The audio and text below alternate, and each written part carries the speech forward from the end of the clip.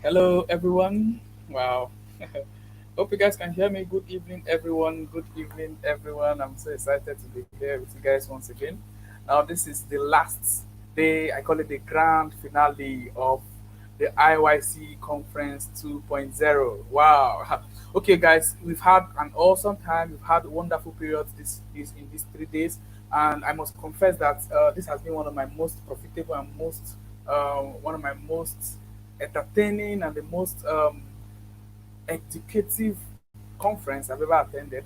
And have been blessed. I've written down so much, I've jotted down so much, I've taken some very wonderful decisions. And I believe most of you who have listened, who are part of yesterday and day for yesterday's conference, can testify that this conference indeed has added so much value to us. And so today we're actually not going to waste so much time. We have already our back office Celestine. She's up already, so we'll just be going straight into the section. Today, okay, just a brief recap of what we've been doing from the beginning of the whole conference. Now, firstly, had we've had four sections already. We are supposed to have three today. Now, yesterday we had a wonderful section from Mr. Ugochukwu Ezelka, and it was an awesome section that really blew my mind. One thing I picked from that particular section was the fact that there is a need for me to itemize what I want, what I need, and what I have. Now that particular conference, that particular exegesis, if I may use the word, actually opened up my mind so much towards so many things I needed to do. And practically, I started applying those things to me, to myself, to my decisions. And I believe my life actually took a very good form after that. And on Friday, sorry, we had a wonderful section by Mr. Samuel Dixon and Mr. Ernest Sogwe. One of the very great extract I got from Mr. Samuel Dixon's section was the fact that audit your friends. Your friends are very, very important to your progress. And so that's one thing I was so particular about, especially to the youth in Nigeria and also to the youth around the world too. And so the environment has a very tangible effect towards your success. The environment has a very tangible effect towards your advancement. The environment has a tangible effect towards everything you will do, everything you are aiming to really hit at in the nearest future. And so, guys, I'm so excited to be here with you guys. And yesterday we had wonderful times. Also, we had another section that was taken by me. That section was on the roadblocks monetization, where we talked about the roadblock of procrastination. We talked about the roadblock of fear, and we also talked about the roadblock of your environment. Now, that was a very keynote statement, and that was something that I believe that added value to each and every one of us here. And so, personally, I got so much value from it already. And today we're going to be going deep into something very critical, so many critical things. Now, that's so as not to rephrase on my announcement, I'm going to just remind us of what we have today. Sorry, guys. Now, firstly, today we're having a first section by Miss Celeste Bean. She is a wonderful person. I'll talk about her when her time reaches. Now, I also have a wonderful section by Mrs. Emily Wally Koya. Emily Wally Koya is a brand strategist. She's going to be on live. She's going to be on live by 7. And also, we're going to be having another section by Mr. Otono Precious. Now, that's going to be a mind blowing section, and I want each and every one of you to be live there to be a part of this section. Also, we are going to be having a special appearance, a guest in our midst. He's going to be coming up by a particular time. I'm going to be calling him up. His name is Mr. Canon Otto. Most of you may know him. Most persons may have heard of him. And he's actually a youth ambassador in Niger Delta. He's going to be speaking to us briefly on some very tangible areas about concerning understanding the times and season as a youth, especially in Nigeria and also around the world. And so, guys, without wasting much time, let me just we have in our midst Celeste. Hi, Celeste. Hi, can you Hello, hear me? Celestine. Yeah, okay. Thank you very much, Celestine. Yeah, we can hear you clearly. Can you hear us? Yep. All right. All right. Okay. So, Celestine I've known her for a very short while, guys. And in a very short while, I practically have learned, there's some very tangible things I've been able to learn from her, which I believe she's going to be teaching, is going to be relating to us here. Okay, let me just give you a little introduction to who she is. Now, Celestine Bean is an electrical engineer from California, USA. Her educational background includes a BS in computer engineering, an MS in electrical engineering from the University of California.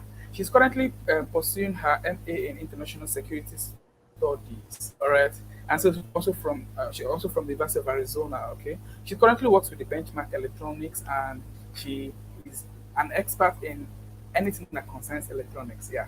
All right. So and there's something I actually picked. Okay, we actually got to meet her via my organization. I got to meet her based on a project we were working on. I think that was in May, right? May was it May or April, Celestine?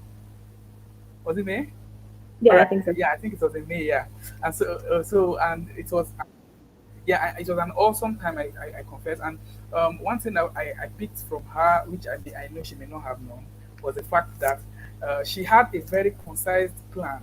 Now, when we started up the project, we are expecting a feedback from her because she said she was going to bring out something that we'll work on. Actually, that was a very it was minimal to her, but I believe that that structured my pattern in a way. It touched my pattern of approaching projects and matters. I started thinking of how to firstly create a very strategic, organized plan to activities, and then it helped my time to be utilized properly and it helped me to be productive also. And that was one key factor I learned from this lesson being, and it's helped me a whole lot. And so, guys, she is going to be teaching us on a very critical area which deals with time management. Also, she's going to be teaching on improving productivity for effective with through effective time management. And that's actually a very key area. Most persons have projects, so many things they want to do, so many things they feel they should do. But the truth is, most of them don't know how to blend in their time to other activities, how to um, um, improve their time management skills so as to become productive in whatever they do. And so Celeste is going to be explaining that to us in a very, very wonderful in a very short while, and I believe it's going to add so much value to each and every one of us. So, guys, sit tight. I want you to just be at peace, enjoy yourself. In case you don't hear her clearly, I could help you do a reference. So, just send your information across, send your details across, send your questions across. Also, in case she's too fast, you could tell her, and we'll be able to communicate properly. Thank you very much, guys. Over to you, Celestine. Thank you, Celestine, for being a part of us tonight. My pleasure. Thank you for having me. Okay, so I'm going to go ahead and share my screen. All right. So you okay?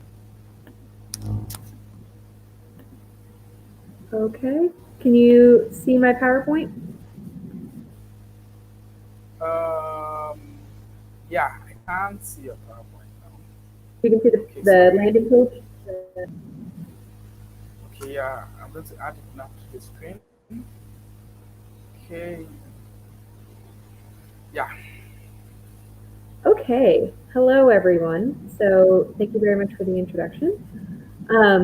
It's been my pleasure to work with Treasurer in the CCDS organization. And today I'm going to talk about uh, effective time management using data-driven approaches.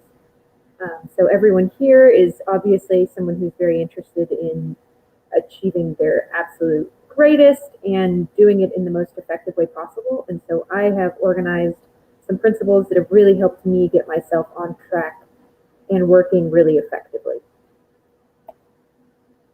So what we're going to go over today are our introduction and objectives, SMART goals and defining SMART goals, the Pareto principle and the 80-20 rule, which is basically working smarter, not harder, Lord Kelvin and tracking systems, the state of flow and multitasking, and then finally we're going to go through a summary with some exercises that you can apply and time for questions. Okay. So again, thank you very much for the introduction. I don't really know if I need to go over all this again, but basically my formal education is in engineering, computer, and electrical, and I'm currently pursuing a master's in basically international relations because it's something I find really interesting. As far as my career, I've worked at 3 national labs for the United States government doing some research, and I'm currently working as an electrical engineer for Benchmark Electronics. Right, so that's me, kind of boring. But as far as the presentation, these are the 3 things that I'd like everyone to get out of it.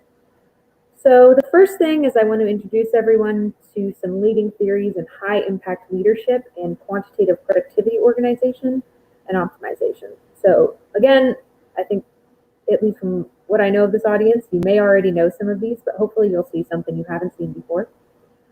Secondly, going to give specific examples for each principle to make sure that they're very clear in a way that's substantial. And then lastly, I'm going to offer some useful exercises that everyone can try to practice in their own lives and hopefully use to maybe make their time a little bit more effective. Okay, so first topic is this notion of SMART goals. So what is a SMART goal? SMART is basically an acronym that we can use to determine whether or not our goals are as effective and clearly defined as they could be. So these are going to be small steps to help you reach a long-term objective. So, and I'll give you some specific examples to kind of help, qualify this. So specific, we want to focus on one thing at a time. It's really easy to get into a mindset of I need to do this, and I need to do this, and I need to do this. But our time is really used most effectively when we dedicate and focus on one thing. So that's S. M for measurable. We want to make sure that our metrics of success are clearly defined and quantifiable. So we want to be able to put a number against it and say, did I accomplish this? Yes or no, not kinda. So getting better at a language isn't really quantifiable or measurable. You might want to say, I want to get to level B2 French or English or something. Achievable. So we want to choose objectives that are realistic for our current stage of life and the resources that we currently have. And if they're not achievable, that's fine, but that means that whatever goal you're thinking of might need to be a longer term goal with something in between to get you there. For R, we want to make sure that our goals are aligned with our long-term objectives and to ensure that they are actually going to take us towards where we want to be in the future, as opposed to kind of diverting our energy and resources from that long-term goal. And then finally, we want them to be time-based. So there needs to be a realistic end date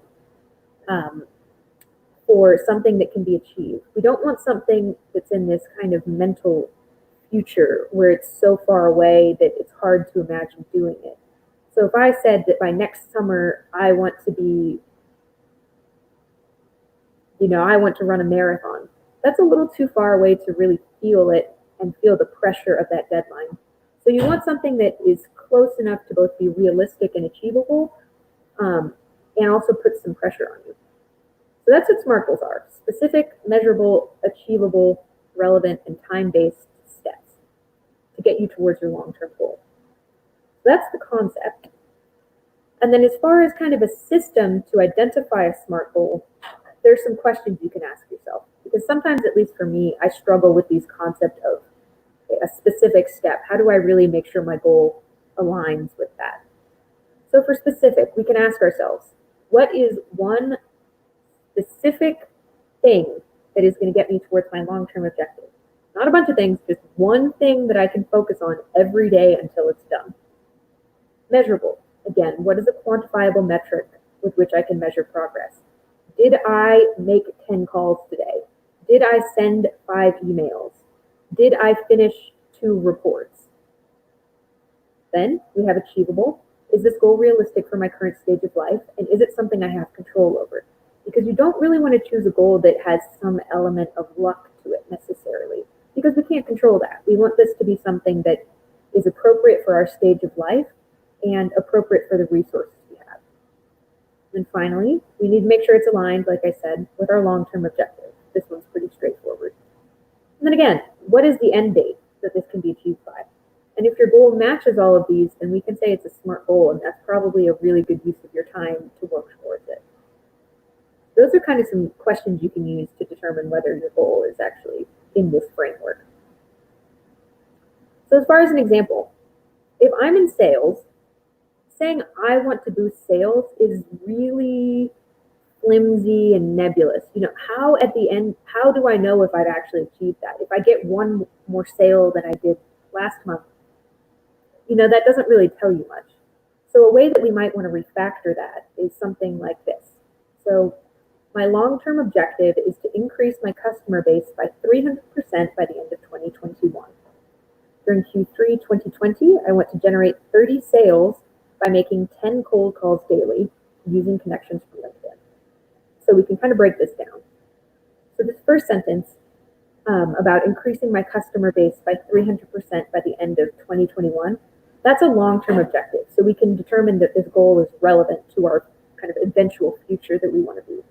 And you'll kind of notice that that in and of itself is a long-term goal that still meets a lot of these criteria of being specific, measurable, time-based. So that's R. We determined that during Q3 is kind of the period that we want to be focusing on. So that's our time-based criteria. Generating 30 sales, that's very specific. And the way we're going to measure our progress towards that is by making 10 cold calls daily. So I'm going to call up random people and say, you should buy X because Y. And the way I'm going to achieve that is by using my connections from LinkedIn or, WhatsApp or your friend base, whatever. You need to actually, if you're going to make 10 cold calls, you need to have 10 people to call every day. So you need to make sure that you're set up for success there. So that's kind of something we would think about with sales, is something that's very specific, very numerical, and something that can be realistically achieved. So that's how we would kind of think about something in sales. Another example is if we think about career progression. So I want to be a manager. Again, excellent goal, but it doesn't really give us anything to kind of hold on to. It doesn't give us a daily or weekly activity that's going to move us towards the goal. So the way we might reframe I want to be a manager is thinking about a long-term objective. I want to hold a chief technology officer position by age 38. Just choose an age. So that's our long-term. That's R. That's what our short-term goal is going to be relevant towards. For time, we're going to say by the end of Q1, so March 2021, I want to be managing 2 engineers at a growing startup. Okay, very specific. Did I do this or did I not do this? To get there, I'm going to make sure I understand what that position actually entails and that I actually have the skill set. And so to make sure that it's achievable, I'm going to update my LinkedIn and my resume with my qualifications. And so this is going to mean that this is actually achievable and realistic for me right now with the skill sets and experiences that I have. And finally, my measurable metric is going to be to apply to 3 positions each month, for growing startups and managerial positions in them. And so this is how we might rework something in kind of the career space. Very specific, measurable, achievable, relevant, and time-based. So that's kind of our notion of a SMART goal. The second concept is the Pareto principle, otherwise known as the 80-20 rule. So basically, this is a quote that comes up a lot in management, that 80% of the effects come from 20% of the causes. And so I know this has always taken me a little bit of time to understand, but basically what this is saying, maybe it's easiest to think about it in a sales context, is that 20% of your customers and 20% of the time you spend with them is probably going to generate 80% of your sales. So this isn't a hard and fast rule by any means, but it's a very good way to think about how you're using your time and if the things you're spending your time on are high yield and are actually giving you the most value. So again, 20% of your efforts are going to generate 80% of your total outcomes. So we can break this down into thinking about 4 possible paths we can take for each goal. And if this is still nebulous, don't worry, I have a very specific example coming. So we can have a low effort, low reward kind of activity. So we don't really put that much effort in and we don't really get that much value out of it. We can put in a lot of effort and get very little out of it. So that, for example, might be working on the other 80% of clients who only generate 20% of your income. We have high effort, high reward, which is just going 100% all the time, never letting off the gas. And you will get a high reward out of that, but what about, could you have used that extra time a little bit more productively? Could you have worked on self-development in some other sphere? Maybe. And so kind of the sweet spot that we really want is low effort, high reward, which kind of sounds a little bit like it's, too good to be true, maybe cheating. But really the idea here is that we want to be working smarter and not harder, because there is very much a difference between activity and progress. Just because you're doing a lot of work doesn't mean you're getting a lot out of it. And the objective is to be doing as little work as possible and getting as much as possible out of it.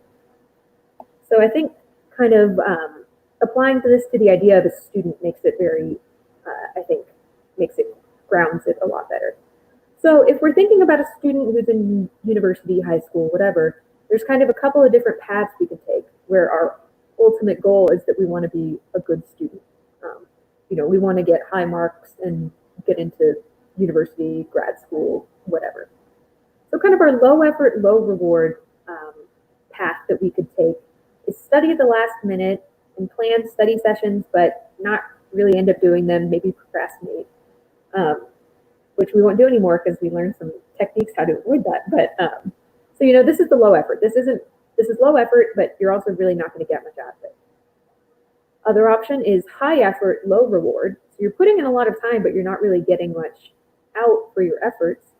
You attend all lectures, but don't pay attention. So you kind of go to lecture, maybe you're on your phone, you're not really listening, you're not well rested, whatever. You could, again, plan a full study schedule, but you have your phone out, maybe you're on Facebook, maybe YouTube, you're not really focused. You memorize some examples instead of understanding the concepts. You just kind of copy down the homework that your professor gives you. High effort, low reward. You're not really understanding the materials. You're probably not going to get good grades. High effort, high reward.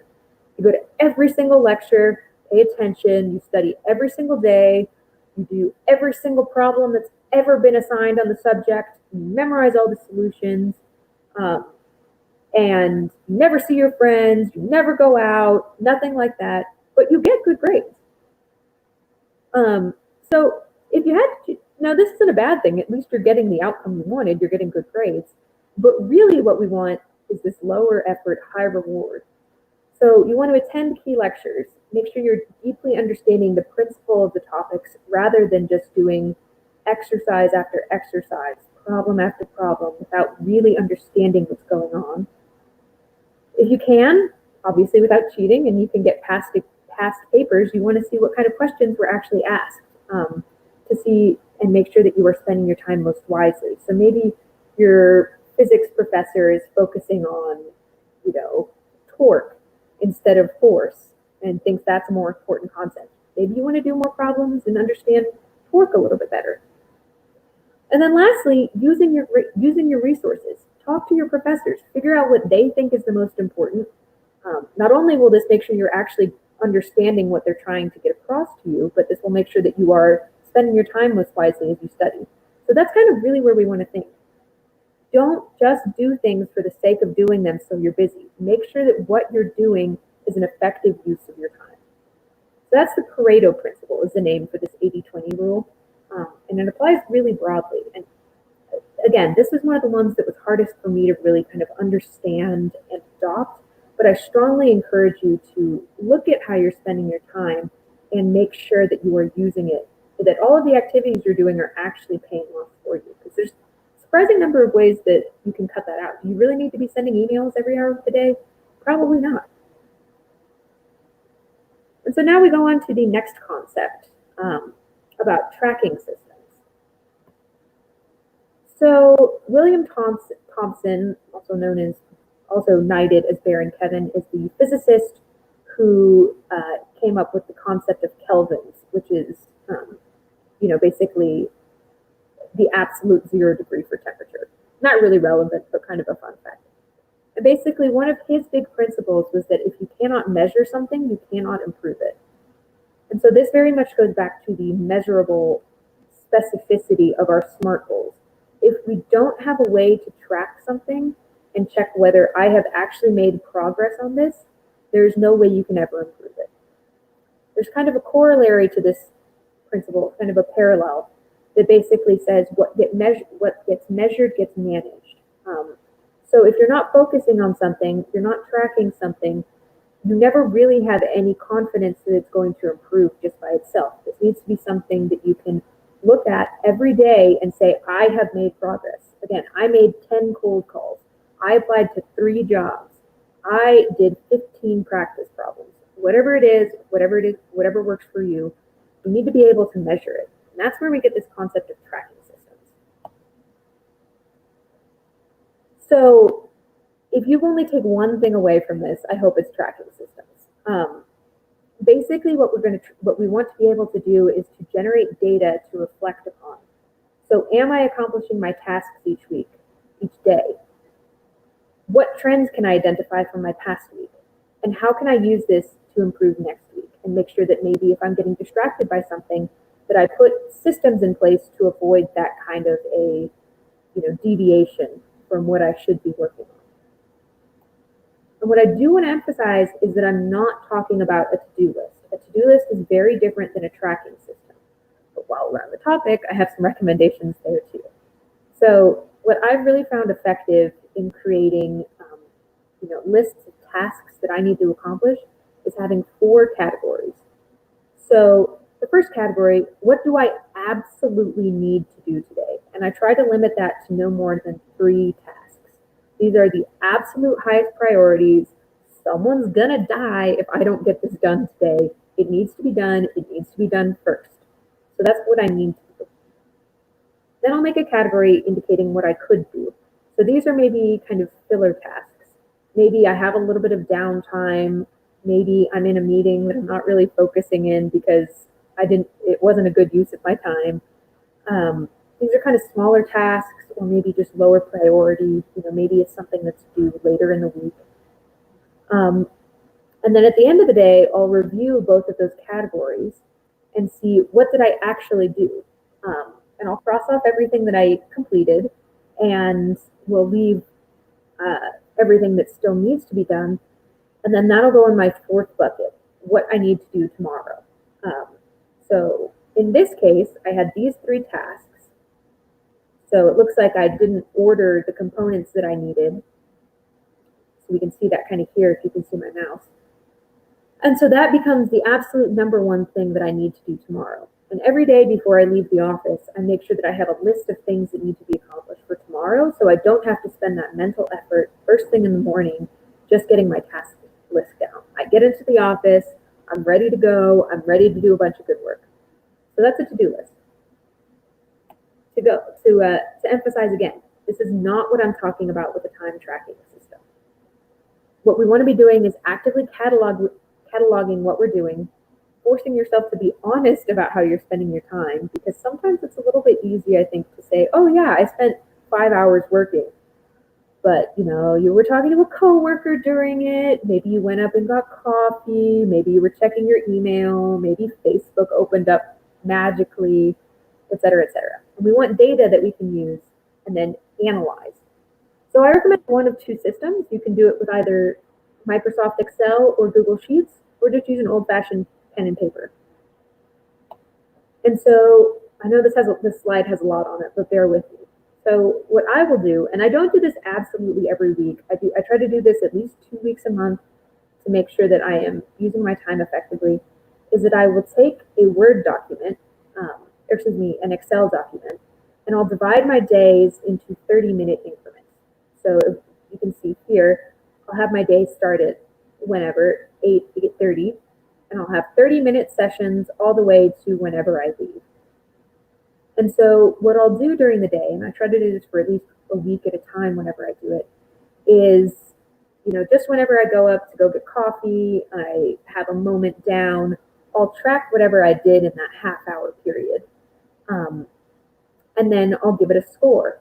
So if it's green, that's time that I was actually spending focusing. I was working, I was deeply engaged, I wasn't getting distracted. As far as yellow, that's when I was kind of focused. Maybe I was working on the report, but then I kind of kept checking email. Maybe I ended up on Wikipedia and kind of one of those Wikipedia rabbit holes. And then finally, red is when I'm not really focused, and when I'm not really doing anything that's working towards my goals. And it's okay, we all have that. I think it's a lie to think that anyone actually works 10 hours straight every single day of the year. You need to take breaks, and that's fine. But where the value of this comes in and why it's so important is at the end of the week, I can look back on this and I can see where I was spending my time. And so what I tend to find at the end of a week is that if I'm not very much trying to avoid it, after lunch is where my productivity kind of tends to drift a little bit. You know, my coffee break gets a little bit longer. Maybe I somehow end up on Facebook or something like that. Um, I end up stopping by a coworker's desk and suddenly we're talking about the weekend. And all that is fine. It's not necessarily a bad thing. You just need to make sure that you're aware of how you're spending your time. So, for example, if I'm going to have a really, really busy week, I will make sure that I am in kind of a quiet room away from anyone in the afternoon to avoid being distracted by my coworkers or something like that. Um, and yeah, and so I think being able to see how you spend your time, when you're the most focused, when you're the least focused, is an incredibly valuable way to make sure that you're actually progressing towards your goals and using your time effectively. So this tracking principle applies to a lot of things. So this is specifically for time, but tracking things, it applies to basically any goal that you're going to have, because like we said, we now have SMART goals with very measurable metrics of success. So for example, if you were trying to get your budget and your personal finance in order, you're trying to make sure you know exactly how much money you're spending. Um, an app that I would recommend that also has a website is called You Need a Budget. And it's kind of a great website that lets you track all of your spending. You have to add in each of your purchases, and so you know exactly how you're spending your money, as opposed to kind of, maybe you get a coffee here, maybe you eat lunch there, maybe, I really needed this new pair of headphones. And it makes sure that you are very conscious of that, because it's, I think, sometimes very easy to kind of, oh, I really need this, but do I need this? And keeping track of what you're spending helps you understand where you're spending it. So maybe your, your weak spot is gadgets. You really love having watches and headphones and whatever, and you can kind of see where you're spending your money and make sure that you are spending your money wisely. Likewise, for diet and exercise, maybe you're trying to get in a little bit better shape. You can track your eating with MyFitnessPal. And then finally, an app that I like for just general goals that lets you check off whether or not you completed an activity is Habitica, which kind of makes a social network type platform for chasing your goals. So maybe you're trying to get ready for a marathon. You can check off, I ran today. I ran today. Or, I did my other exercises that are going to get me in shape for my goal. So those are some apps that I'd recommend. And also, if you have some specific goal, I don't know, maybe a creative goal, something like that, look for something that's going to work, or massage something that already exists into something that's going to be effective for you. But if you have a goal, make sure you're tracking it. That's the biggest, like I said, takeaway from this. All right, and we're on to our last concept, and this is the idea of a state of flow contrasted with multitasking. So this might make some people reject the concept a little bit, but research suggests that only 2.5% of people are able to multitask effectively. I, for a long time, thought I was extremely effective because I would, answer emails while I was in a lecture or do whatever. It's hard for me to even imagine now because I so actively try to avoid multitasking. But in any event, I think we all know that switching between tasks isn't free. Context switching is kind of the medical term for it, and it's very cognitively expensive to go from I'm writing this email to I'm writing this report to I'm making this phone call. It takes a while to get back on track with wherever your brain was, and to make sure that you're kind of thinking of exactly what you need to be working on. So basically some things are good for multitasking, but not everything. And so kind of the opposite concept to multitasking is this notion of a state of flow. So this was proposed in 1960s by a world-renowned positive psychologist, Mihaly Csikszentmihalyi. And basically all of us kind of, I think, have experienced this, but it's when you're completely involved in whatever you're working on. You have this awesome feeling where nothing else exists. You are just laser focused on whatever your task is. It's just coming out of you automatically, perfectly, nothing else matters. It's your absolute best work. It's kind of like when you're writing an essay and you just, the words are just flowing, or you're playing jazz and just the music is just kind of coming out on its own. And as Shazent Mahali kind of says, your whole being is involved and you're using your skills to the utmost. And so there are some things that are good for multitasking, but there are some things that definitely require your full focus. And again, this was something else that I really had to deeply appreciate and understand, was that doing more things at once might not mean you're doing them as well as you could. And that's really important. So some activities are perfect for multitasking. Like I said, maybe you're in a meeting that you really didn't need to be in, that could have been an email, but someone turned into a 2-hour meeting, right? Maybe you can answer some emails during that. Likewise, maybe you're walking to work. Maybe you can listen to an audiobook, maybe a podcast, something like that. If you're coordinated, you're probably not going to trip over yourself, so it's probably fine if you listen to something and learn while you're, out walking about. But on the other hand, I think it's really important to recognize for each of us what activities we need to accomplish when we're in a state of flow. So for me, and I think for a lot of people, that's any creative work. I don't want to be doing something creative, making any art necessarily while I'm watching TV. That is going to divide my attention and mean that I'm not giving my absolute best. Likewise, anything detail oriented, maybe I'm doing something that kind of requires referencing a lot of data. I don't want to be distracted because that's going to make me make mistakes. And who knows, maybe you're doing your taxes and maybe you end up having to pay a bunch extra. And then lastly, numeric calculations. For me, at least, again, I can't have any music with lyrics on. I want to be fully in the zone, focusing if I'm doing any kind of math or, analysis. That I need to be fully focused and in a state of flow.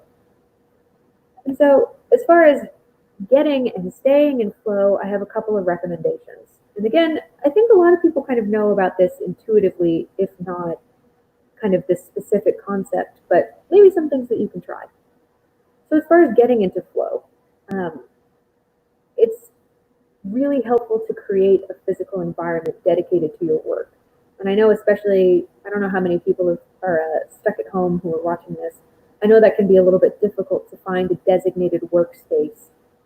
If you have a partner, if you have kids, whatever. But if you can create a physical environment where all you do is work, that's the only thing you do, even if it's just kind of a chair facing the wall, that really helps me just get my brain in the right zone. And then secondly, it's valuable to identify one specific, difficult but not impossible task. And again, even with this, we can kind of apply a tiny mini SMART goal to this. What is my specific task? How am I going to measure whether or not I've completed it? Is it achievable with what I have now? What's my longer term objective that I'm getting it towards? And when am I going to finish it? And maybe your time criteria is only 3 hours. Maybe I'm going to work on this report for 3 hours, and that's your kind of SMART goal for the morning or something.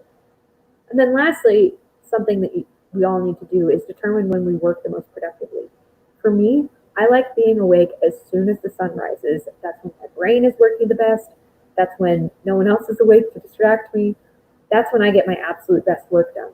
But my partner, he is a night owl. He wants to stay awake until 3 a.m. And so in his perfect world, he would work from basically 10 p.m. to 6 a.m. and that would be his working hours. To me, that sounds awful, but you need to figure out what works for you. And then so finally, we're kind of, we're sitting down at our station, we're completely focused. We need to make sure we're protecting our state of flow. So something that I like to do is use apps for Chrome. One that I really like is called Stay Focused, and that will let you block certain websites. So like I said before, for me, sometimes I'll end up on Facebook, sometimes I'll end up on Reddit, whatever it is. And if I really need to get something done, I'll turn on Stay Focused, and it will basically just not allow you to use any of the websites that you choose to block. Likewise, Forest is a really cute app that will let you designate kind of a 30-minute 40-minute, 1 hour long period, and it'll grow this little tree. And if you open up any of these blocked apps before you your time interval is up, it'll kill your tree. And so you kind of have to see it to understand what I'm talking about. But basically, it's a way to um, allocate time and make sure that you're not deviating from the time that you set aside for yourself. The second thing I do, and this might make some people balk, is that I will turn off my email notifications from Outlet or whatever during my period of flow. Realistically, there are very few things that cannot wait an hour. It depends on your kind of work. Maybe if you're in sales, you need to be a little bit more quick to respond to your clients. But if you are writing reports, for my field engineering, I don't really face the clients that much. Waiting 2 hours for me to respond to an email isn't going to kill anyone. But it might let me work really, really, really well on something that I can give to the client that will make them happy. And then lastly, listening to music without lyrics with noise canceling headphones if you have them. This is most important if you're in kind of a noisy environment, and obviously it's kind of within what our budgets are and everything. I have very not fancy ones, but the thing that's really valuable about noise canceling headphones that go over your ears is that if you have chatty coworkers, it makes it kind of clear you're working. So, for example, when I'm not currently working in the office because of coronavirus, and I have amazing coworkers, but sometimes they're a little chatty, and sometimes I need to focus. So even if I don't even have any music on, sometimes just the act of having big headphones on, or even little headphones, just makes it kind of clear of, yes, what's up? What can I help you with? Just making it very clear that you are working is sometimes very valuable. And then finally, something that really helps me is blocking off time in my calendar so that people can't schedule meetings during a period of time. So maybe, I've got a really busy week. I really just need 3 hours kind of each day to focus to make sure that I finish on time. I'll block off 8 a.m. to 11 a.m. and I'm not having any meetings. Everyone's going to leave me alone. I'm going to work on the stuff that I need to work on to make sure that we as a team are reaching our goal. So those are kind of the concepts of how we get into this state and how we stay in this state of just deep focus, working really hard on whatever it is we're trying to accomplish. All right, so those are kind of the 4 principles, and now we're going to go into maybe some exercises that you can try in your own life. And I'll kind of share what I do with my own self. So the first principle that we learned about is this idea of SMART goals.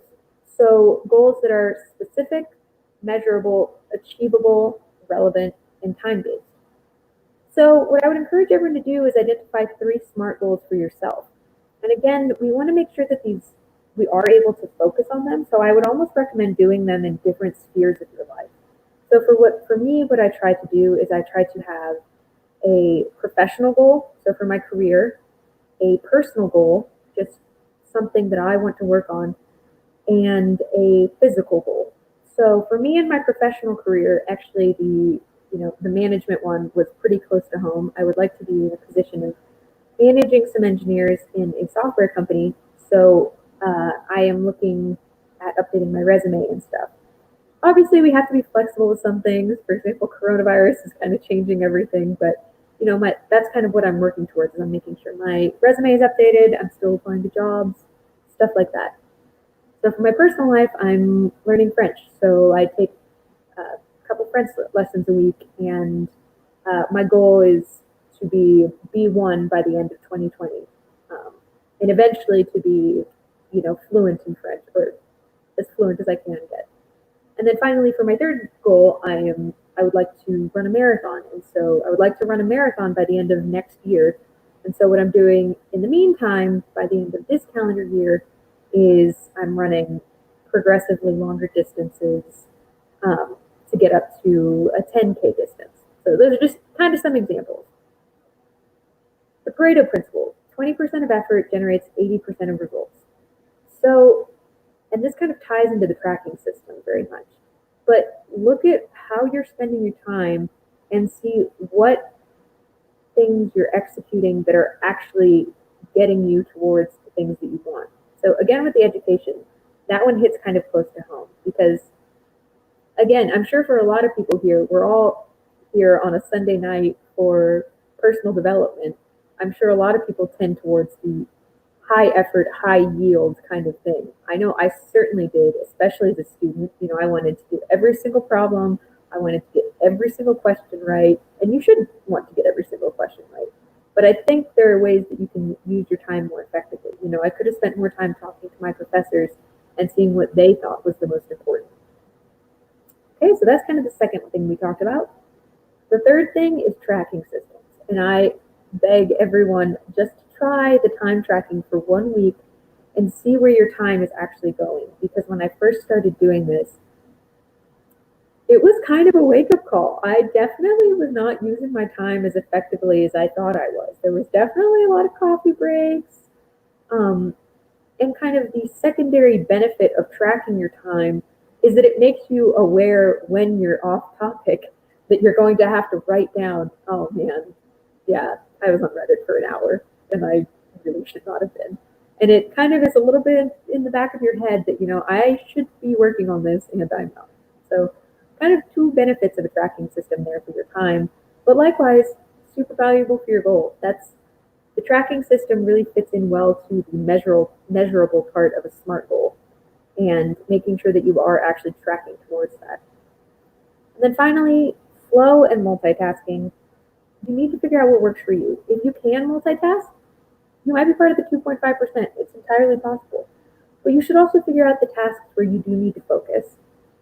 And then figure out a way that works for you of getting into that state of focus. Maybe all you need is a cup of coffee and you're just ready. But maybe for the rest of us, mere mortals, you know, it takes a little bit more. It takes sitting down, identifying your tasks, and then making sure that you're avoiding anything that might be ready to take you out of that state of flow. So those are what I'm going to suggest. Um, with that, I would like to say thank you very much to everyone for their time. If you have any questions, please reach out to me on LinkedIn, just under Celeste Bean. I don't think there's anyone else with my name. Um, and yeah, thanks for your time.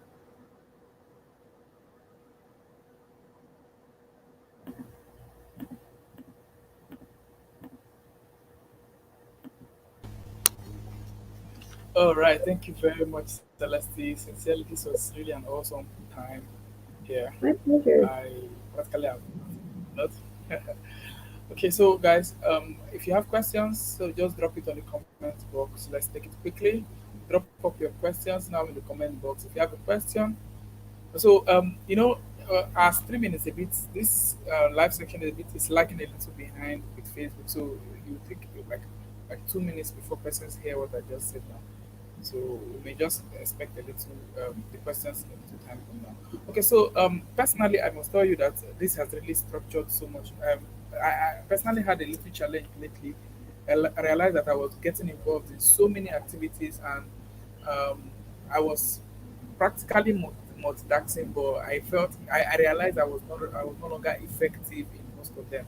Yeah, and so this and seeing this particular analogy that you postulated here today, I believe it's really going to help me. I'll go back to it and I will really go through it again and again and really help myself also. But I want to ask this question. You know, some persons are, will I call them nerds, maybe too smart, too smart.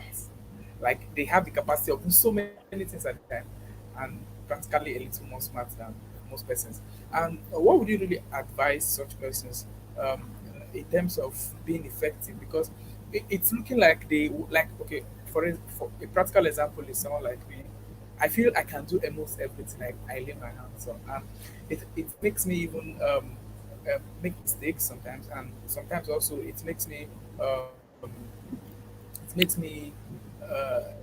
become a little less effective. Get it? And so, but what would be your practical advice to someone like me who does things like this? Like, what do you think? Is it should I just stop or practically just, which I know I would do, follow your laid down steps and see how I can actually make my productivity more. I don't know. Just give me a hint on it so that I know. Okay, maybe when the questions roll in there, we can start from there. I think that's a great question because, and again, probably very relevant because I think this is an audience of very much motivated people.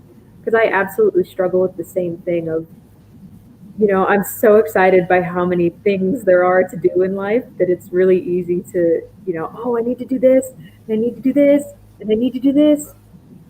And it's hard not to kind of have too many pots on the stove, so to speak.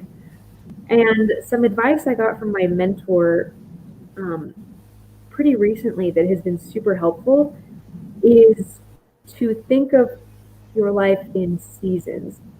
And I'll explain what that means. But basically, he recommended that think in kind of 3 month intervals about what you want to focus on, just as kind of a theme. Um, whether it be French, whether it be physical, kind of let something just for 3 months. I feel like we can all kind of keep that attention span. And after that, it kind of, but even just those 3 months, and really, really focusing during that time on getting good, I think is something that really helps in avoiding that kind of, feeling kind of like, sometimes I feel like a sprinkler, kind of, I have to, I want, I want to look at everything, I want to do everything, but just sometimes just sitting down and focusing and dedicating, even for just kind of, 3 months isn't that long, and it can feel like it's to the exclusion of other things, but it's long enough that you can really see progress on whatever it is that you're working on getting better at. So that's what I would recommend. It's kind of just give yourself 3 months, and that's what you're doing. You were doing that for 3 months. And then keep a list of all the other things you want to do. You're probably not going to die tomorrow. You can probably do them after 3 months. Okay, thank you very much. Thank you very, very much. Okay, so guys, I'm here to see some questions. Okay, now this particular stream is on a Facebook group. Now, the Facebook group has over 881 persons there, and after this particular it's already recorded there. So most persons will do a review on this particular. Most persons will still come back to it after now to watch through again and get some insight. So we may not be able to take so many questions already because of time and also. Okay, someone said something here. He said the Pareto principle is key to your productivity channel. That's interesting. Did, I Yeah. don't think we talked about the Pareto principle. Did you? So I can only see the comments on here, and thank you for the compliment. Um, but I totally agree on the Pareto principle. I'm not sure if there's a question associated with it, but the 80/20 rule is really hard to. It doesn't seem very obvious at first, but it really makes a difference when you start critically evaluating how you're spending your time. More activity is not better. It just feels good. It feels like you're busy, and that's good, but it might not be effective.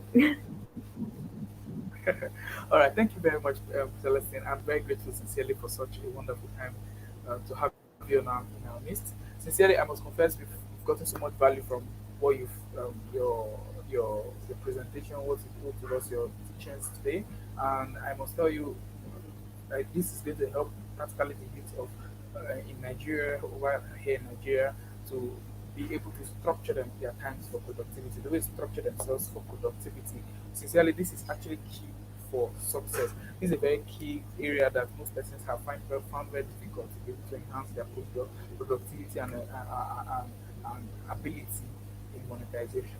All right, so we have other leaders planned. So moving on, and guys, I wanted to do something quickly. I wanted to type on the comment box. I wanted to say thank you to Celestine. I wanted to let's do our thing. You know how we do it here now. Thank you, thank you, thank you. I'm going to be hitting it up. We're going to be thanking you, Celestine. I My don't know, Celestine. I pleasure. think okay. So very soon the message will be coming up. I told you we lag behind a little from Facebook. So message okay, it's coming up already. It's already coming up. So much thank you. That I already thank you, Celestine. Thank you very much. We are so grateful for such a wonderful value you've added to us here. And like I said to you, don't worry, we'll get to see one of these days. Yeah, yes. Okay. Eventually, when the world stops ending. All right. All right. Thank you very Thank much. We're you. grateful. Have a My wonderful day. pleasure. Oh, it's is it morning? Yeah, it's night here. I think it's midday over there. Yes, it's Have a morning. wonderful day. Oh, morning. Okay. They are the one that they are ahead of you. All right. So, I don't know. We'll just take you off a little. Okay. So guys, yeah, that was Celeste, and sincerely, I must confess, it was really an awesome time with her. Ah, 80/20 rule, guys. So much to learn. So much to learn. See, guys. See, the truth is, after this conference, if your life still remains the same, then there's an issue. I am very sure that there's an issue because the kind of things I'm learning from this conference, eh, um, okay, the kind of things I'm learning from this conference, guys, as in, it's really blowing my mind. Like yesterday, with today, and with what we're going to be learning from the next few speakers, sincerely, I am practically blown out already to the fact that this is this is actually one of the best I've ever been. This is one of the best conferences that you ever attend. And so, but this is it. We are while waiting for our next speaker, Mrs. Emily Walukoya. Now, listen, guys. If you know you have a business idea and you know you've not known the practical way to brand yourself, guys, call your friends. This is the time. Mrs. Emily Walukoya is a Okay, let me just give you a little of her bio. She's the founder of tech startup, a school of branding, school of personal branding, and edtech company that was founded in 2019. And she is a brand strategist. Mrs. Emily Wolukoya is someone that if you listen to her, by the time you listen to her, your brain has the capacity of being formatted to understand how to brand yourself, to be able to give out value and be accepted. It's different to have value and it's different to actually be able to give out the value to be accepted. Not everybody actually sees your value and value it. Yeah. It's possible that you have value, but not everybody value your value. Yeah. And so there's a way to present your value for persons to accept your value. And so this is what we'll be having after now. And after that, we also have extremely more sections ahead of us to come. And so much ahead of us, guys. Today is going to be an awesome one. I tell you, today is going to be amazing. Today is going to be excellent. And Kai, we're going to learn so much already. And so now, let me just give a brief preview of what Celeste said today. And sincerely, I got a whole lot. Now, personally, I've not really mastered the 80/20 rule effectively. And I told myself that one of the things I'm going to learn was I'm going to learn how to master this art. Now, I was privileged to work with Celeste earlier this year, and if there's one thing I can pick from her actions was the fact that she was so time conscious, she was so timely, she was so productive in her presentations, in her actions, and in her. If she says this is it by this time, we're doing this, and just wait. If you can't follow suit, you realize that at that time, by when she said it and what she said she would do, she would actually do it successfully, and she has been wonderful over this while, and I trust God that we've learned a whole lot from her. And so, quickly before without wasting so much time, we have a few minutes before Mrs. Wale Koya comes into the building, and so I want to just give a recap of what she said here. She said something about having a professional goal, having a personal goal, and having a physical goal. Okay, guys, it's so obvious that most persons don't even have these goals set out like this. Now, I know most of my persons view this either students or young persons that are coming out of school or entrepreneurs, young persons who are building up themselves for financial stability and sustainability. The truth is that if you don't have these three goals properly stated out or spelled out in your life, it might really be an issue. That's the sincere truth. And I'm telling you guys, these goals are very significant to the success of everyone in this particular building. And so I want to use this opportunity to encourage you guys to be able to at least create out these goals and set it up. Okay, guys. Now we are going to do something very quickly. We're going to do something very, very, very quickly. Now, this whole program, this whole conference has been organized by a set of persons. There are a set of persons that have put in their best to make this program a success. There are a set of persons that have put in their entire life. They have dedicated their time, their resources, their data, if there's so much to be able to see that this program is a success. I want to use the opportunity to thank them. I have something I want to just see my team. These are the guys behind the scene. So just going to be a short video to just replay all the guys on the scene who are behind the scene who have added value to this conference. Stay tuned, listen to this, and with the next section is massive. They're starting up very soon. Thank you very much.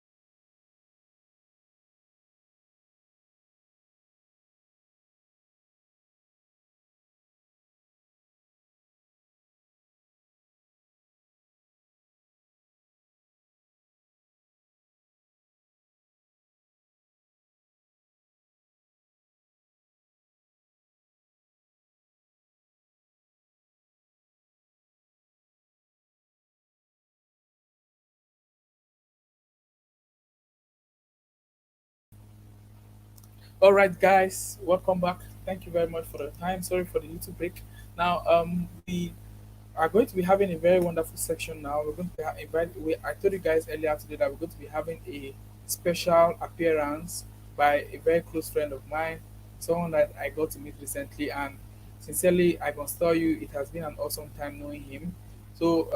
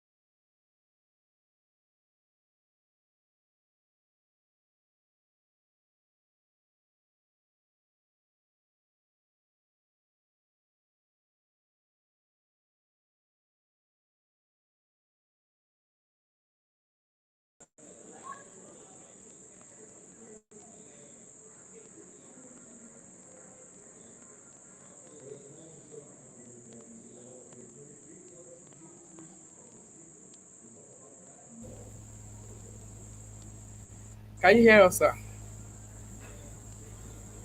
Can you hear us? Hello.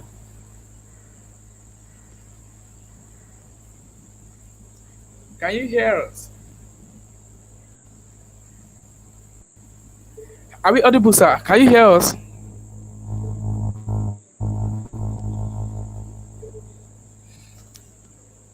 Hello.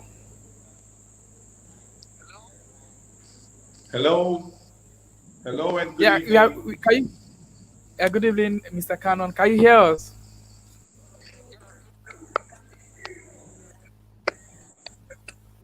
Yes, good evening, Mr. Treasure. I've been wondering how exactly I would know when I go live. So I Oh, was you are waiting live for a already. signal. Thank you for Yes, you popping are up. live already. All right, you're live. All right, thank you very Oh much, sir. yes, oh yes. I've already done a wonderful introduction to you about you already from what was sent to me, and we are waiting for you. We've been waiting for you for like 3 minutes now. So thank you very much, sir. The floor is yours. You can take it up.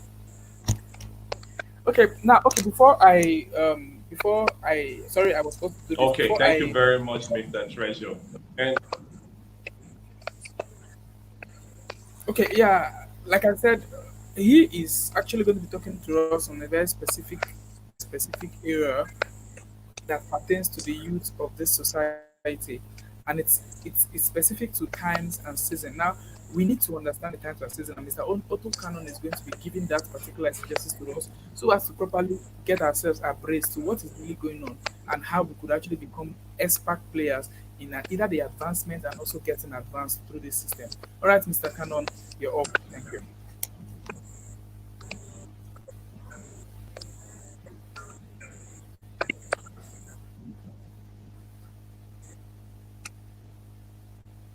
thank you very much, Mr. Treasure David, and I must commend you for the work you're doing. It's indeed a great deal. Thank you very much. And good evening, ladies and gentlemen. Good evening to everyone out there.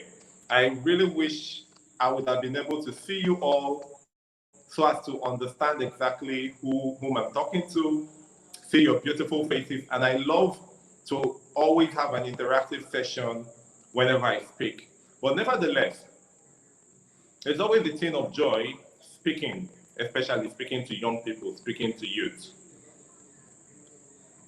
Talking about time and season, the good book says, to everything there's a time and a season. To everything under the sun, there's a time and there's a season. So why don't or why won't we key into this? Why won't we understand this?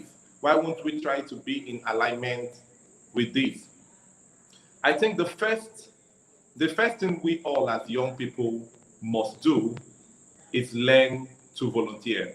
And I would like to ask a question. I wish you guys can respond. If you can respond from behind the scene, from wherever you are, please do that.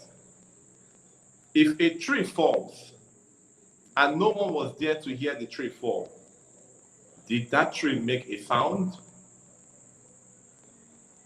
If a tree falls and no one was there to hear the tree fall, did it make a sound?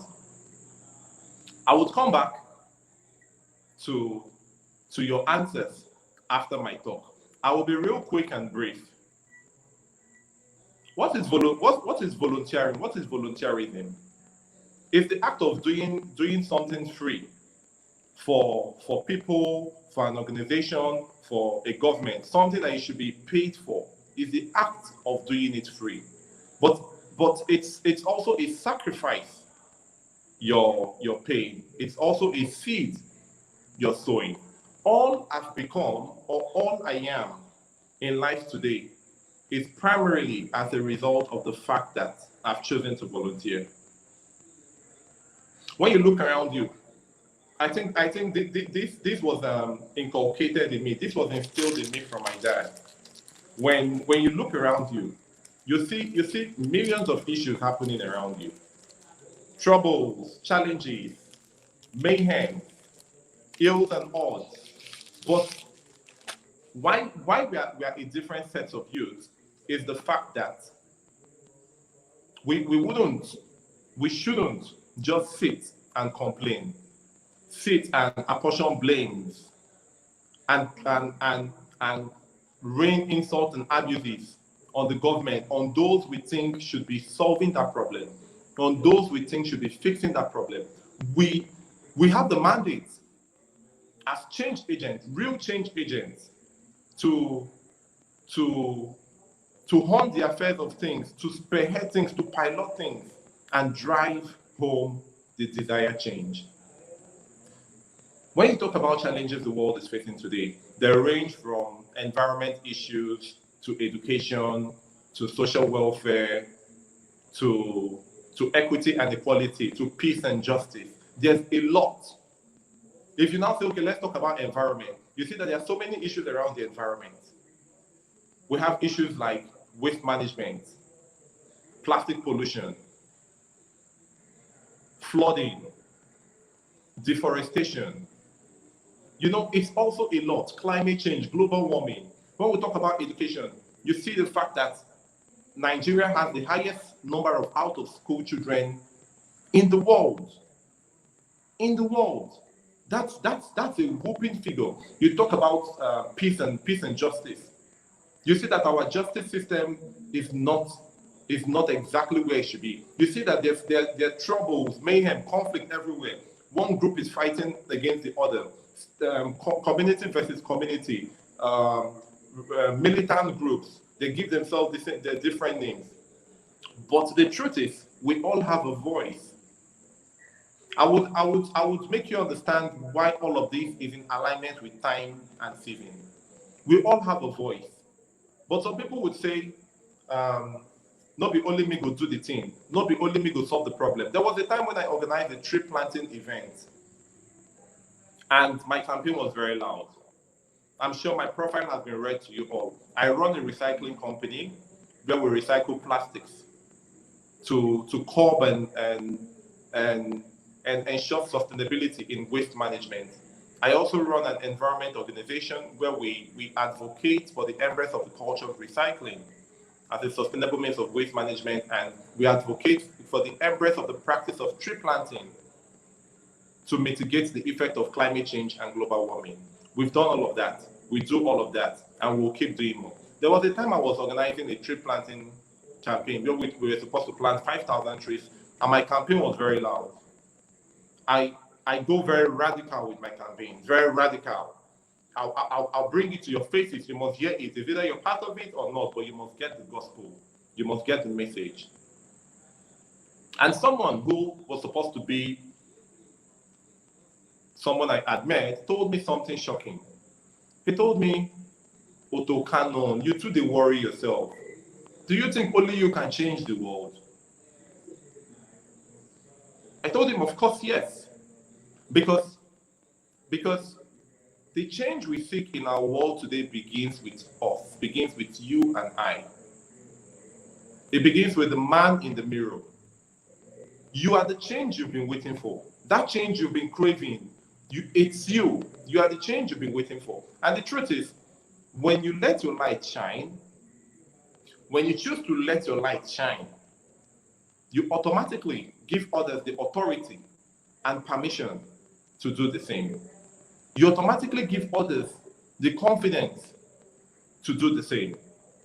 So we organized the tree planting, and gracefully, it was a success. Back to my previous point. When you choose to fix a problem, and the next man chooses to fix a problem, and the next man chooses to fix a problem, then together we'll fix it all. Because as an individual, my effect, my impact, and my effort would create a little ripple. I hope you know what a ripple is. A ripple is that little wave that is generated when you drop a stone in water, in a stagnant water. You see that wave, that movement spreading around. As an individual, my impact will create a ripple. But when we come together, it will create a wave. You know what the wave is? If you've been to the beach before, you know what the wave is. As an individual, I'm just a drop. I'm just a drop of water. But when we come together, we will form an ocean. So as youth, don't for a second, don't for a moment feel like it's just you can't do it. You can do it. And then don't just do it once, but be consistent. Be consistent, be persistent, and then there will come a time that brings us to the talk of today, time and season. There will come a time when all you've done will be connecting with the cosmic powers, with the forces governing the world, and your consistency and persistence would pay off. I will tell you a story. When I went for National Youth Service, I realized that it was a platform to render service. So I did that because it's something I'm passionate about. But I didn't just do that because I just wanted to do it. I realized that there was a problem in the space I found myself. When you look around, you see plastic bottles everywhere. In fact, that was when my recycling company started. You see plastics everywhere. When it rains, you see plastics covering everywhere, choking the drainages. You don't even see the floor. You don't even see where to put your leg. I realized that plastic pollution was a problem. Also, if you've done your NYC, you would realize that there will be a time, they call it the orientation camp period, 3 weeks, when community leaders, state leaders, would come and speak to you, intimating you with issues around the state. They could tell you, oh, this community is not safe. So if you find yourself in this community, don't go out late. And within that time, the paramount ruler of one of the communities came to speak to us. And confidently, he boasted about the fact that Bayelsa generated the largest quantity of wood for furniture or what have you in Nigeria. And that got me thinking, is there anything being done to replace the trees? Sometime I visited the site where they carry out timbering and logging, where the real deforestation takes place. And it was devastating. It was really heartbreaking. You see how they cut trees and tie them together. Over 10 trees, heavy big trees, they tie them together and they tug it through the water. You know, trees would float. It's wood, it would float. So they use a tugboat and tug it out of the state quietly. Nobody would know. But then you would also feel the scorching heat of the sun, because these trees help to reduce all of that. That is an environment explanation I wouldn't go into. But I realized there was a problem in the local community where I found myself. I had to organize a 1,000 tree planting campaign. That was before the 5,000 we carried out in Port Harcourt. That was in Yenigua. The 1,000 tree planting campaign, we did our publicity, and it was a success. We had representatives from the government, the deputy chief of staff represented the governor, the commissioner of environment, the director of parks and gardens. We had a lot of people. On the first day, we were able to plant 104. But then the goal was 1,000. And after the real ceremony, nobody would come again. So I had to take it upon myself to continue the planting. It was a very serious work, but I did it because I knew I'm the change. I'm a problem solver. In life, it's either you're part of the solution or you're part of the problem. I know I'm a solution to the problem. I have to go down with folded sleeves and bended knees. I have to do the work. I planted across people. I went on media. I made an announcement. If you want us to carry out this tree planting in your office, in your school, contact us. And people kept contacting. So when I go to a certain company, you see the staff come out and we all take pictures. When I go to a certain school, the students come out and it was fun. We did it. But the truth is, I was doing it because I wanted to render service. Then again, we started the recycling campaign because of the problem I realized was impending in the communities where I was. We started the recycling campaign. We set up recycling clubs in 7 schools. We told the students to bring plastics. We gave them bags. And the child that comes with the largest quantity gets a prize. We kept giving them our branded shirts. So you see them always eager to bring this plastic. And we were gathering the plastics. Then we get the people that would recycle to come and pack it away. Some people will say, if I pack the plastic, what will I do with it? No, I cannot do it. Do your bit. My dad will say, go as far as you can see. When you get there, you see further. Do your bit. And do you know that we were able to create that awareness? It was in the air in Bayelsa State. Everybody knew the recycling project going on. We organized environment sanitation cleanup for the sole purpose of advocating, campaigning for recycling of plastics. We did many other projects, but all these things were done voluntarily. And after my NYC, I got an award from the local government chairman. I got an award from the governor. That was good enough, right? Yes, it was. Was that why I did it? No. Was I happy about the award? Yes. It was humbling. It was at the same time motivating. But guess what? I finished NYC in 2017. From 2017 to 2018 to 2019, what could I have been expecting? Nothing. Nothing. But on a very good day in 2019, last year, I just woke up in the morning and my phone came ringing. Hello, are we on to AutoCanon? I said, yes, you are.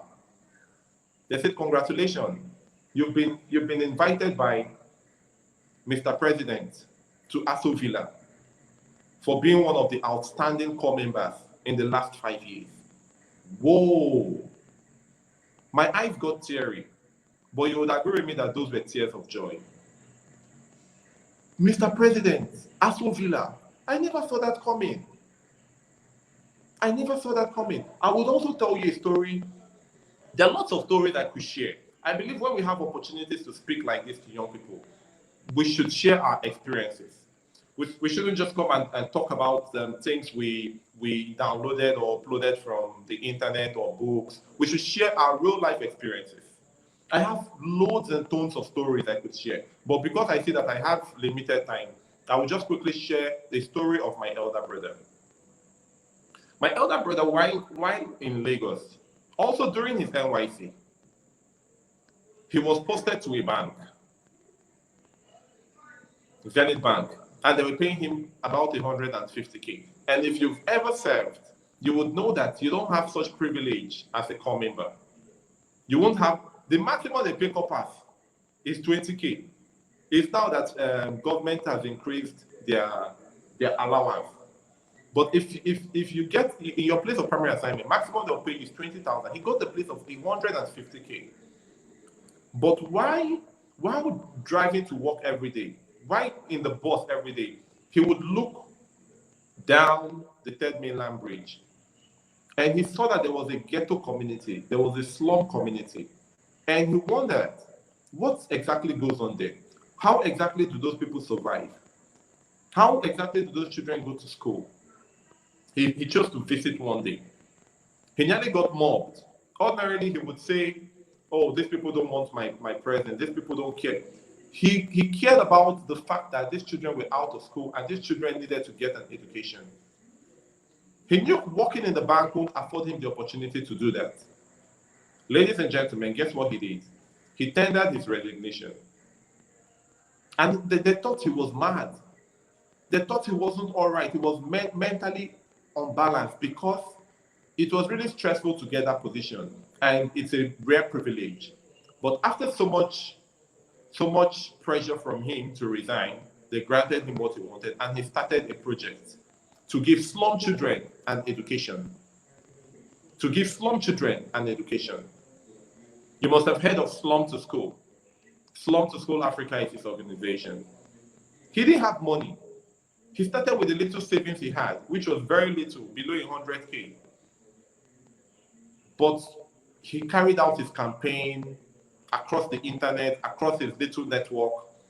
And that first year, to give one child a scholarship to school cost 30,000. He was able to do about 60-something children. And over time, he has been consistent. Over time, he has been consistent. But there have come times when his consistency has paid off. There have come times when he's been called by the governor of Lagos, like the past governor, Ambode, and he was appointed on the on the board, the Employment Trust Fund board. You could Google ETF, Lagos ETF, Employment Trust Fund. He has been on different and several boards. Just recently, he launched the first virtual learning education system in Nigeria. Ladies and gentlemen, time and season. You know, in this time and age, we young people, we feel like everything will just happen real quick, magic, out of the blues. And that's why I see a lot of young people going to do Yahoo, a lot of young people going to do blood money, because they want things to happen so fast. Time and season would make you understand that things don't happen like that. Things don't happen within the twinkle of an eye. Even if things will happen within the twinkle of an eye, it will happen out of a long journey you must have come from. They say different fruits would fruit at different seasons. Different environmental conditions would surface at different times, because not everything is meant to exist at the same time. So I would implore you all to pick up a problem around you and see yourself as the solution to that problem. But in doing that, there will be difficulties, there will be challenges. Stay true to the cause. And definitely and certainly, there will come a time when you will be celebrated. There will come a time when you'll be honored. There will come a time when you'll be awarded. Thank you very much. And if you have questions, I would allow you to ask questions. If not, I think my time is up. Thank you very much, and it's been nice talking to you. Mr. Treasure.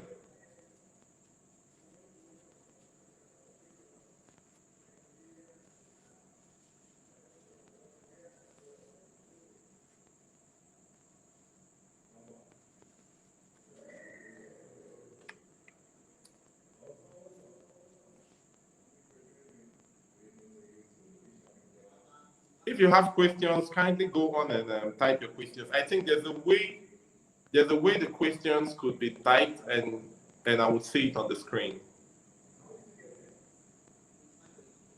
Oh yeah. Hello, can you hear me, sir?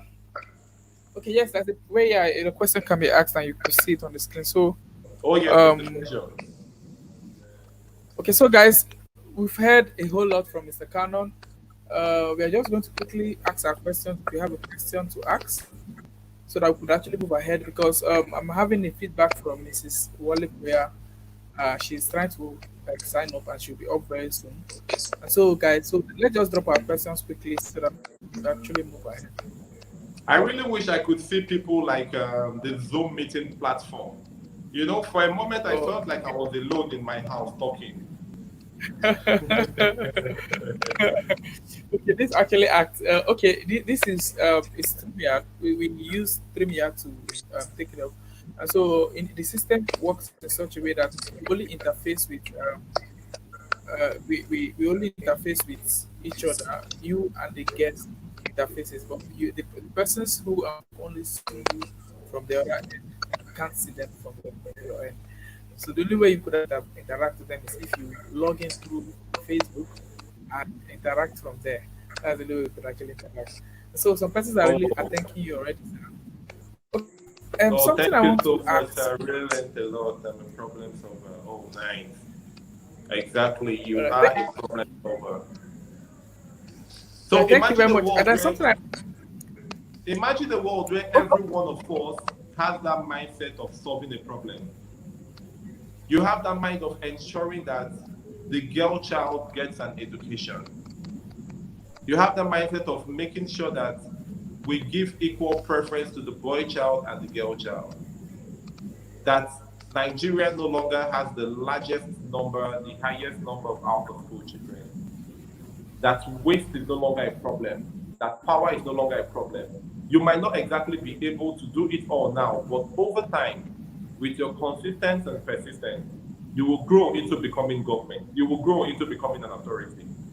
Do you know right now, people just feel it's appropriate to report a certain environment issue to me. Otukano, have you seen what is going on in Umboma? Have you seen what is going on in Chuba? And me, I'm just in my house at Condeli Road. I don't know, people now feel like you're an authority they can reckon with. Over time and season, it happens. So thank you very much. Thank you very much, Mr. Cannon. Okay, so I actually have a question I would love to ask you, or I would love you to throw a little more light on. I noticed recently that there's a very huge gap. I call it a knowledge gap. Excuse me, let me just answer a speaker. Okay, so I noticed recently that there's a knowledge gap between most young persons and their dreams and what they envy the Nigeria of their dreams. I think that's the word. Okay, because if you understand the times and season, like what has been and what is currently on, you realize that it's obvious that we, the young persons, have practically almost lost a little level of relevance towards good policy making, towards the systems that govern, the systems that has made that can make us who we ought to be, something like that. Sorry, I'm trying to just break down my question a little. The Put it system in that context. yes, exactly. And so my question is this: what do you think is the major challenge to the youth development, and what has really held us? Even if I know this is a very critical question, I know I know you understand what I'm saying. It's a very critical question actually. But what do you think we can highlight as a major challenge that has really hampered or restricted the progress of most youth in Nigeria? And you think if we could actually touch this area, I think we could progress in a very in a very drastic and a very amazing pattern and amazing path. Wow, that's a very good question and a very deep one. I would say I would say two things. One, it has to do. This might sound cliche, but it cannot be undermined. It also can be overemphasized. The mindset of the man, the mindset of the individual. When you have a positive mindset, your thinking faculty, your psychomotor domain, your brain, your mind is working and functional properly, you would realize that there's a right way to do things.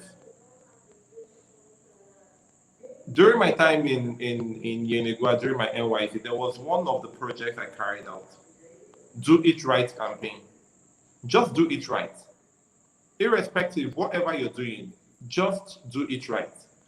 It could be, it could be you're driving and you just finished eating the gala and you just want to throw away the packet. What would you do? There's a right way to do things. Just do it right. It could be you're walking along the road or along a certain passage or corridor and you see a bag on the floor. You look around, nobody's watching. You look around, there's no CCTV camera. Just do it right. You know it's not yours. You know taking it is stealing. Just do it right. It takes a certain level of uprightness, level-headedness to do things right. And I think that has to do with our mindset, our thinking faculty. All the time I think, like I think that was yesterday. I finished. Opened the packet of a Tom Tom sweet, and licked it. And something occurred to me that I should just throw it away.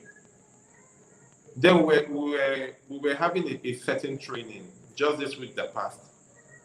Something occurred to me I should just throw it away. The cleaner was cleaning, but is that the right thing to do? Is that the right place to throw it?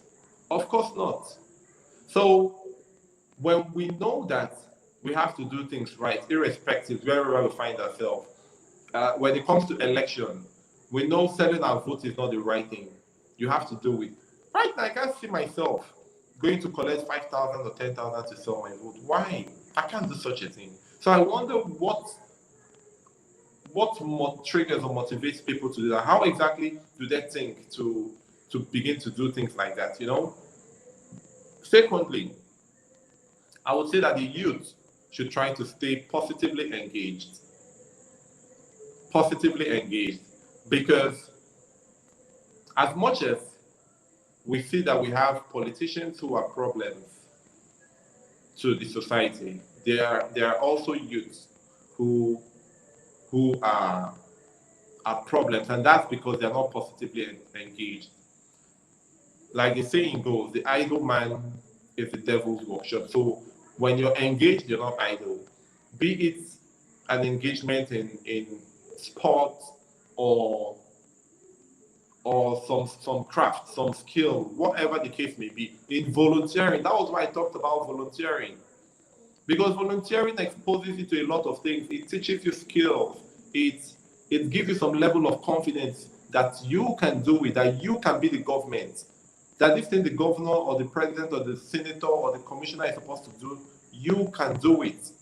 You know, it gives you that level of authority and confidence to step out and take up the mantle of leadership. Volunteering, it now makes you begin to think of how to do more. And your mind is carved to think in that manner, as opposed to when you're idle and you're thinking that the entitlement mentality comes in. Oh, the government is not treating me well. Oh, I'm from the Niger Delta and we have the oil, and then the government is not treating me well. You begin to have that entitlement mentality. You begin to think of becoming restive. Oh, this one the government is not doing right. Then it's not my fault if I don't do right too. No, do it right. Do it right. So in a nutshell, I'll say the youth have to stay upright and level-headed in their thinking, stay ambitious and motivated in their thinking, and try to stay positively engaged. Thank you very much.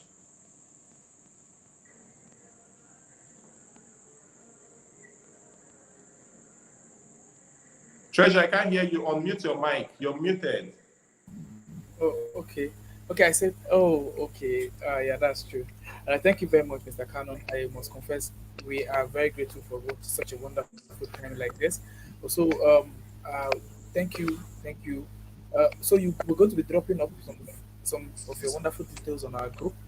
We're going to be dropping some of your handles and your links that people could be able to use to reach out to you. And so Oh yeah. after now, guys, just check on the Facebook group. You'll see the details, the social media handles for Clean Class. You also see his personal handles that if you could follow him up, you could also be a part of what he does and support what he does also. And sincerely, we are really grateful to you, Mr. Obukanon, for such a wonderful time like this. And we hope to have you back on this platform again. Thank you very much, sir. Thank you very much, Mr. Treasure, and thank you to everyone for your time. Thank you very much, All everyone, right, for your thank you. time, and I hope we keep this conversation going. Follow on Yes, sir. social media, and Yes, sir. Thank you very automatically are much. part of the family. Yes. Thank you, and enjoy the rest of your week. All right, thank you very much, sir. Wow. Did you hear that, guys? He's officially part of the family. Okay, so guys, quickly, we've taken a little more time. We're going to do a little swap now. We are supposed to have Mrs. Emily Wolokoya come up now immediately, but we have a little constraint. She's going to be coming up a little in between the time. So, but officially now, we're going to be bringing up our last speaker for the day. Not really our last speaker for the day for now, but he's going to be speaking to the end of the program. So we're going to quickly bring him up. His name is Mr. Precious Otono. Okay, so guys, before we actually do that, I'm going to be doing a little presentation, although there's really no time again for maybe so many presentations. So, but I'm going to be doing this presentation so as to enable and help us to add value to ourselves. Okay, guys, like I said to you before you came on, before this program started, I told you that a gift for everyone on this platform, everyone who is on IYC community platform, you have a gift from us in IYC, and it's a special gift from me to you. And I'm so I can't wait to see that gift actually. Okay, so guys, we have a plan to actually be of help, not just with conferences like this, but we want to give you a toolbox. We call it a toolkit. We call it a handbook. Now, this handbook actually is more like a compilation of everything that has been taught in this particular conference, from the beginning of the conference down to the end of the conference. So this handbook is specific to help you, to guide you through the process of growth, to guide you through the process of building your capacity. Like yesterday, I actually did a presentation from that handbook. It's smaller, it's an ebook, and it's a book that I want to use to bless the lives of people in IYC community, in the IYC community. And so, guys, this particular book is a book I wrote recently. I after a long level of experience and thoughts line, I was advised to put up my experiences and my thoughts and what I feel after my and also the wealth of knowledge I've gathered from most persons on this group, most persons that have spoken through this group on this platform. I've been able to put all of them in a book. All of this particular knowledge that you just heard there is on a book, is has been compiled on a book with title Understanding the Act of Monetizing You and Your Abilities. And so, guys, we are actually going to be giving out that book to everybody on this platform. Now, the thing is this is the book. Now, this book actually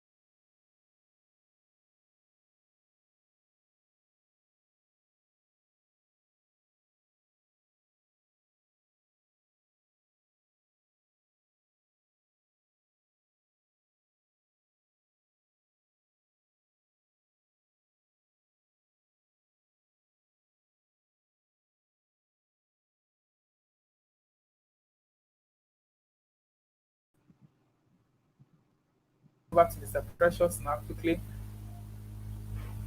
Thank you very much, Mr. Precious. You're welcome. Thank you so much, Treasure. Good evening. Good evening to every person live here tonight. I'm so glad to be with you tonight. Thank you Oh, so much, Treasure. thank you very much, sir. Okay, sir. Okay, guys. Mr. Precious is a public speaker, a businessman, and a coach. He's an outstanding minister of the gospel and has, through his campus initiative, reached out to the university campus community with life changing and impact filled conferences. I've been a partaker of it also. He is a mentor to many, which I'm one of them, and also is a blessed man with practical wisdom. So he's going to be talking to us for on a very, very important area of business and how to monetize our skills. And take note, guys, we may be having a break very soon. If Mrs. Walekoya comes in, we may just have a little break with his section so as to get her on board. Then quickly we'll go back to the section, but just be very conscious of the shift so that you not lose track on what is going to be taught to you. Thank you very much, Mr. Precious. Thank you very much for being a part of IYC conference too. Sorry. Over to you, sir. All right. Thank you so much, Treasure. Thank you for the introduction. I'm grateful for the invite to be with you guys tonight. It's such a pleasure. Uh, Tonight, I'm going to be sharing with you guys some very important tools for financial sustainability. Okay, and for the past 2 days, we've been talking about mastering the art of monetizing you. And I mean, I've been enjoying every session for the past 2 days. Yeah, I've been online for the past 2 days, listening to every other speaker speak on this platform, and it's been quite an enriching session. So much value has been dished out, so much has been said. The question is, I hope you are ready to take actions after all you've heard from this conference. And rightly, as Treasure said tonight, he said that if after this conference nothing changes in your life, then you really have a very big problem. Okay, and you may need to seek spiritual help if that's the case, because so much has been given that if you would take actions, um, your life should see tremendous changes, really. So I want you to take your pen and your paper because you're going to be writing a lot in this session. I have so much to share with you. So let's get in down to business. So what are the tools that you could use to make sure that you are financially sustainable? Okay. Now, I want you to think about this. Whenever you talk of financial sustainability, I want you to think of the word long term. I want you to think of the word long term, not short term, long term. Okay? I hope everyone can hear me and see me. All right? So if you can hear me, just say something on the comment section so I can be sure that you're hearing me. If you're hearing me, give me a one. If you can hear me, give me a one. Give me a one in the comment section so I can know you can hear me. All right? So think long term, not short term. So I'm going to give you a quick story why you should think long term instead of thinking short term. So sometime when I was still in school, because I attended the University of Port Harcourt, and I think I was about in my 300 level, okay? And just like every student in school, you would have your parents send you allowances, okay? And as much as I could remember, for every allowance my parents sent me, before we got to the 20th day of the month, I mean to say, my allowance would be totally exhausted, like totally expended. Nothing would be left. Okay. I would have to struggle around with foodstuffs here and there. You know how we do it in school. Then you get to visit some friends just to, attach yourself to someone so you can survive, right? Okay, so we did all of that until my 300 level. when I began to take intentional steps. Okay, and what happened? So I needed to organize a program in my 300 level to help people gain technical skills in engineering because I graduated from engineering. So I called a friend of mine and we decided to put something together. And that was how, through that event we planned to organize, I met my mentor, who happens to be my financial fitness coach. His name is Cornel Agu. And when I met him, he began to expand to me the ways of financial fitness, how to stay financially fit, and which are some of the tools I'll share with you tonight. And it's going to really change your life forever, guys, forever. I began to pay close attention to where was my money going. I mean, when I was in school, I used to receive 20,000 naira monthly from my parents. That was 2000 and yeah, three. That was 2015. Yeah, 2015. I used to receive monthly allowances of 20,000 naira from my parents. But mid month, the money is finished. The money is all gone. How did I spend 20,000 naira in 15 days? I mean, if I spent 1,000 naira a day, it should take me like 20 days, right? Correct. So how did I spend 20,000 naira in 15 days? And the money was finished. So the fact remained, I could not understand where the money was going. And I didn't know what the cost was. I didn't know what the reason behind why I couldn't tell where my money was going to. So one of the days, my mentor was talking to me, and my mentor mentioned of something called an expense tracker. It's a it's a tool you use to track your expenses, which is one of the tools I'm going to be sharing with us tonight. But I'm not going to get into that now. It mentioned an expense tracker. So I had to go back and I had to create my own expense tracker that I could use to track every little bit of place my money was going into. And then I realized that I was spending a lot of money on buying Coca-Cola products. Yes, on buying Cokes and junks that I did not really need, but for the fact that, I want to chop life, right? I had to buy them. So, but I was spending lots of money buying Coke. So in a day you could take two or three cokes or soft drinks or any kind of mineral out there, okay, and then you feel like you're enjoying your life, and it's so small that the cost of a coke is 100 naira. You don't really know that by the time you take, let's say, two cokes in a day, and you multiply that by the number of days in a month, you'll be spending 6,000 naira on soft drinks alone. And then you don't take Coke alone now. You have to take it with something, gala, stuff like that. You know exactly. So you take Coke with gala, and you begin to think, okay, like this is cool, this is all right. But at the end of the day, I discovered I was spending so much money on that, and it wasn't healthy for my finances. Neither was it healthy for my health. So I had to cut short. Deliberately, I had to cut short on that. So I told myself, I set a goal for myself, and I told myself I was going to take one Coke a week.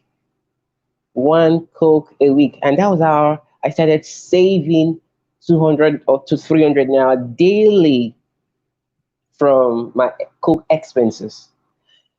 Before I knew it, my monthly allowance started getting me to the end of the month. Started getting me to the end of the month before it would finish. At least I wouldn't be pressured or under any financial duress before my parents would send me another allowance again. Okay. And so that was how I was able to correct that. But that was just at a lower level. At a lower level. So remember what I said at the beginning? Think long term if you want to stay financially sustainable. Think long term. You must be able to differentiate your short-term expenses and your long-term expenses so that you can understand what to put in your money in the short term to ensure that in the long term you are not short changing yourself or you are not destroying your own financial future. The first thing I wanted, the first tool I would like to share with you tonight is the concept of money personalities. Money personalities. And I want you to realize this.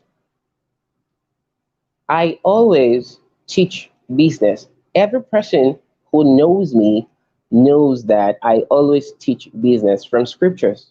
And what I'm going to be sharing with you tonight, I would have to make scriptural references to which I would want you to, after this meeting, go back to those same scriptures and see them for yourself. Okay?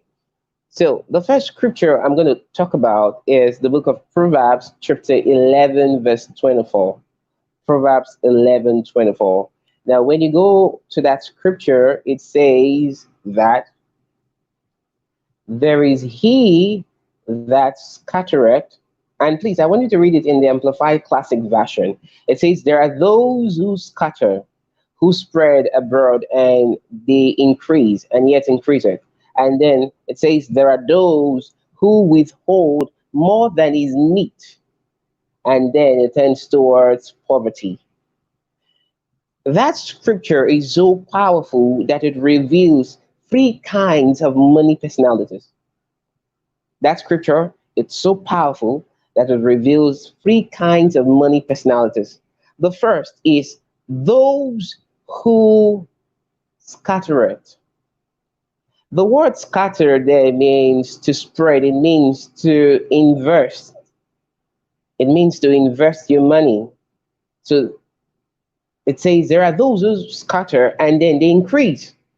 So these are people who know what to do with their monies in order to cause it to multiply. And that is through investments, not savings. So those who scatter are not those who save, are those who invest. Which brings me to the first kind of money personality I want to share with you tonight. These people are called the amassers. You heard me right? The first kind of money personality I'm sharing with you tonight is called the amassers. The amassers are people who like to have a large amounts of money always around them so that they could save, so that they could spend, and so that they could invest with it. Especially, amassers like to accumulate wealth. Amassers never like situations where they are broke or where they don't have money. Amassers always want to have money around in order so that they could push it down to an investment or either they could save it awaiting a proper investment. These people are called amassers. Um, it's interesting to note that most wealthy people alive today are amassers. These people are amassers. Jeff Bezos, Bill Gates, Warren Buffett, Mark Zuckerberg, these people are amassers because they continually look for several investments to increase their wealth. Remember, remember that Mark Zuckerberg started with Facebook. Mark Zuckerberg started with Facebook, and Mark Zuckerberg had to buy off Instagram and WhatsApp as investment opportunities. So that means that is a lifestyle of an amasser. That is the mindset of an amasser. They think of more ways that they could accumulate more wealth. And most of the time, what amassers would do is try to see if they can either buy off their competition or totally invest in the competition in order so that they could control the wealth in that sector. These people are called amassers, and that's what the first part of the scripture refers to. So the first money personality type I want you to note is the amasser. The question is, I'm going to ask you, are you an amasser? How do you know you're an amasser? You may ask me, so how do I know I'm an amasser? First, amassers are characterized by their quest to multiply any money that comes to them. I want to ask a question. Do you like to see good money in your account or you like to see a broke account? Or do you like to, when you get a large sum of money, let's assume you get your first 100,000 buck money, 100,000. What are you going to do with it? Are you going to go off to buy an iPhone? Are you going to go off to buy a TV? Are you going to go off to buy a generator? Are you going to go off to live a soft life? Because you basically now have or have in possession 100,000 naira. Now, what an master would do with that money is not to spend it.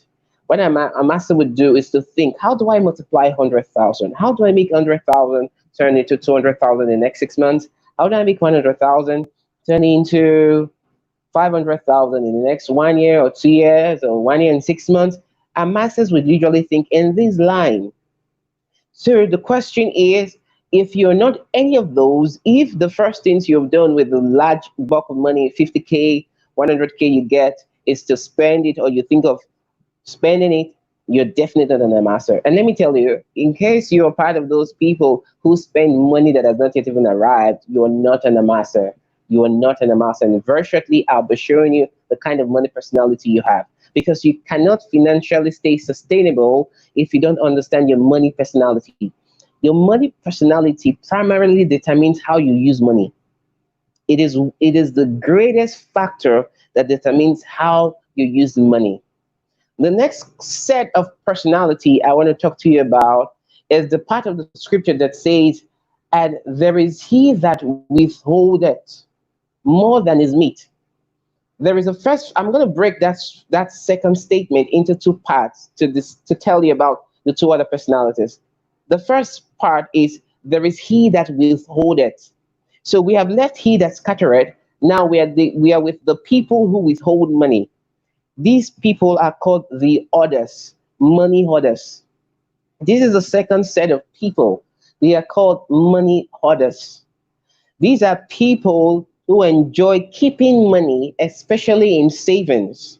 They believe it's more secure to keep their monies in places where they can monitor them, or in places where they can control them, or rather still, in places where the investment is very conservative. What it means is low risk investment with uh, interest rates of, like, let's say 10% annually.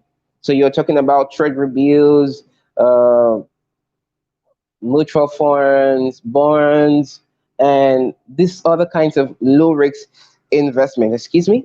And basically, others like to save money. Others like to save money. All right.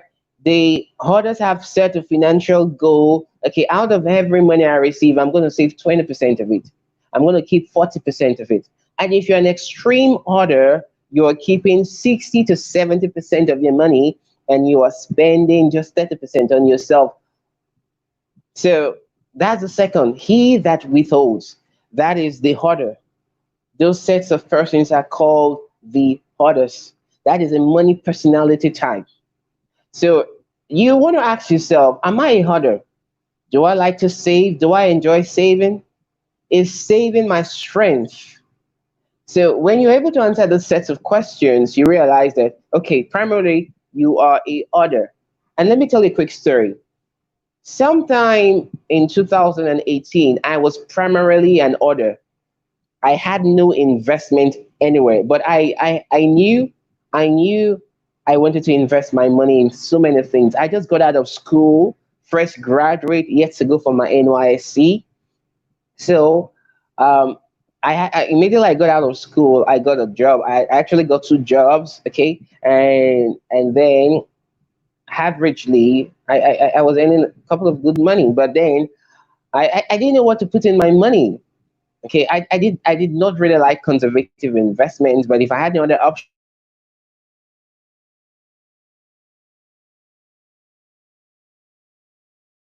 so what I did was, the money I was saving a lot. And the thing about others, others don't like the conditions where they go broke. Others always make sure that they have money saved for emergency.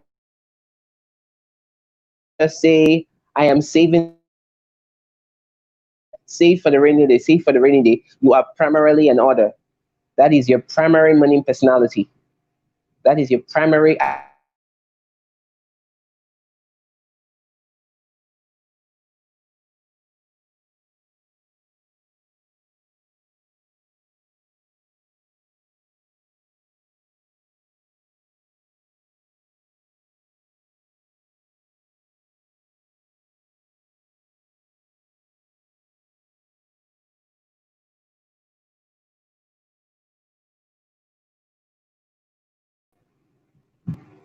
All right, guys, I'm sorry. I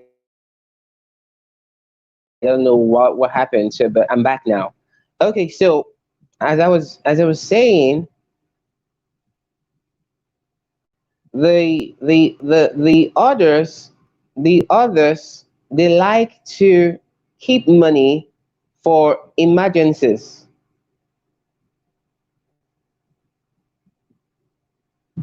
and they like to save for the rainy day, like I said. But one of the beautiful things I like about others, Treasure, can you hear me?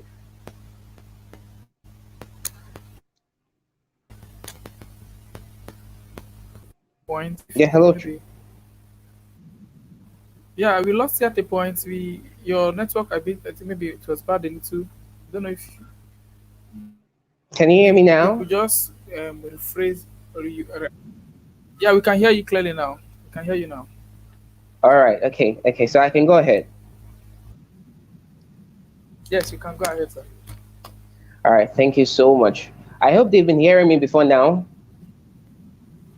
Yes, they have. They've been hearing you, sir. Okay. Okay, so these are hoarders, like I said. Hoarders like to save for the rainy day. Hoarders like to save for emergencies, okay? Red. They never like to see their accounts in the red. And others like to keep a budget and they like to follow through a budget. These are money hoarders. Okay, so and most people who like to save usually would fall into this category of hoarders.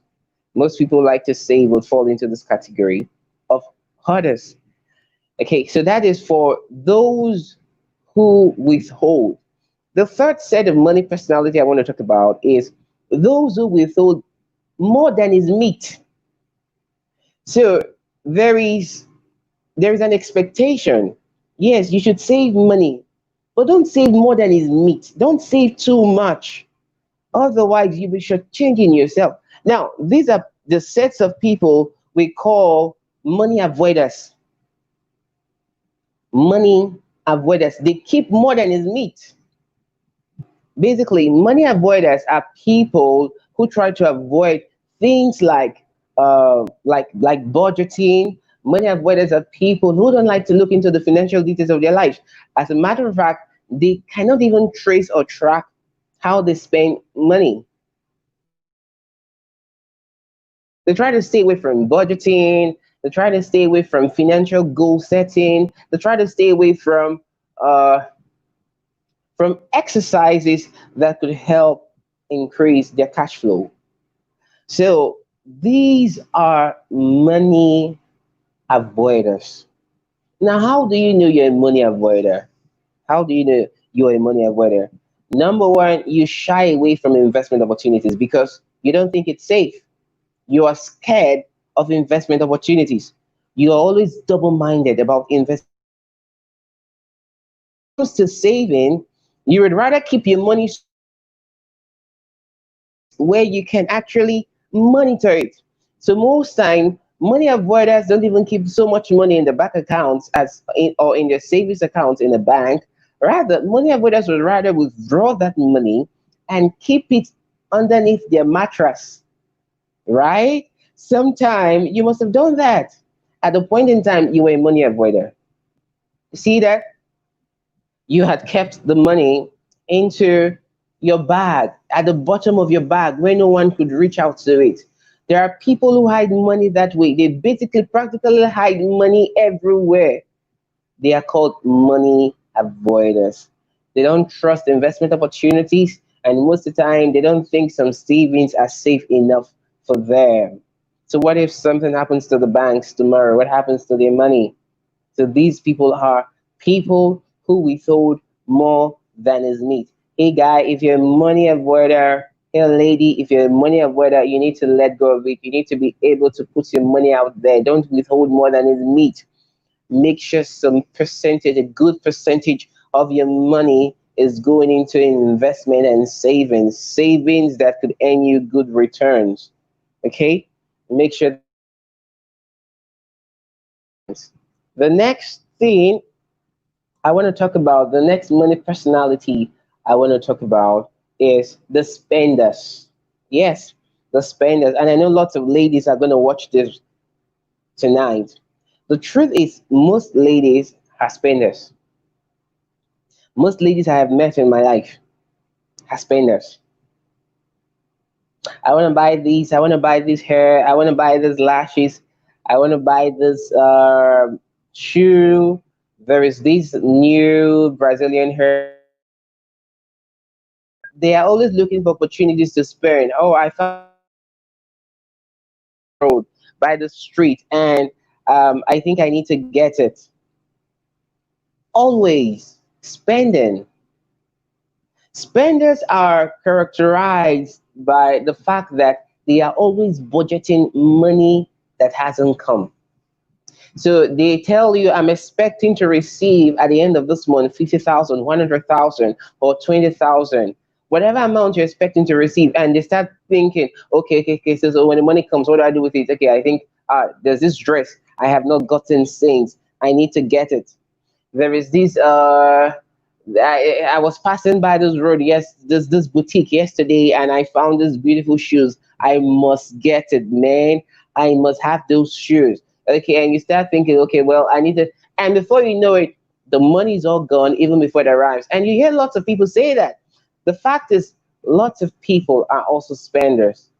You hear people say, boy, I have spent the money even before it came.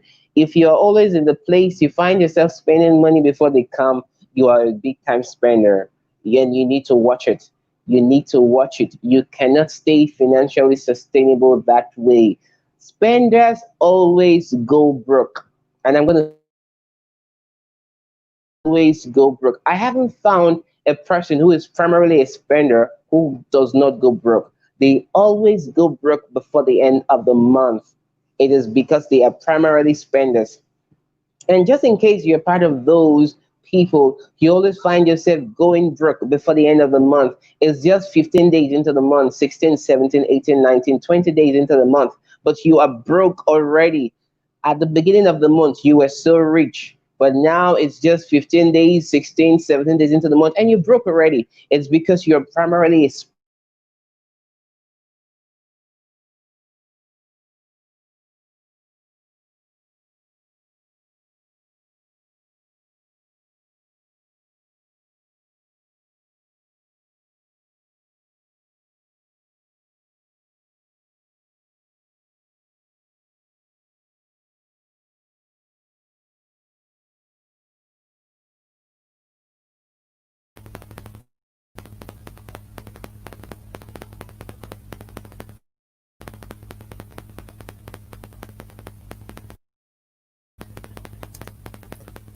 Hello, guys. I think our speaker just had a little network issue, so very soon he'll be back.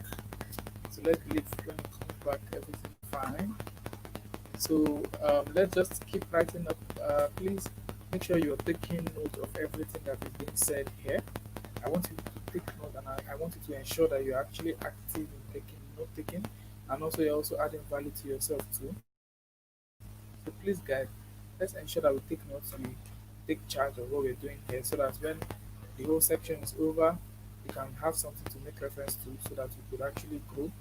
The essence of this conference is to add value.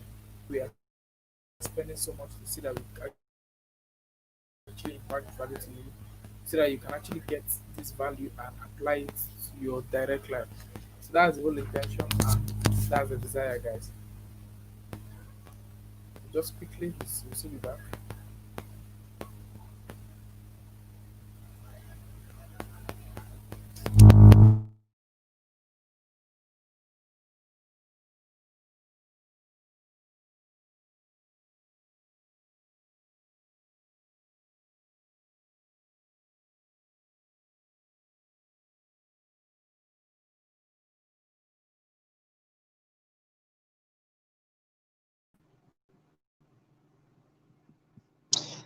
Okay, guys, I'm sorry. I seem to be having troubles with my network over here where I am, but I'm back now. Can you hear me, Treasure? Can you hear me?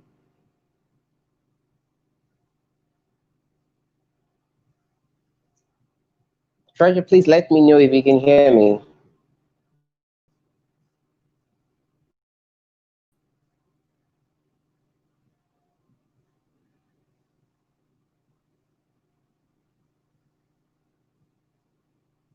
Treasure, I can hear you. I can hear you. I don't know if you can hear me. I can hear you.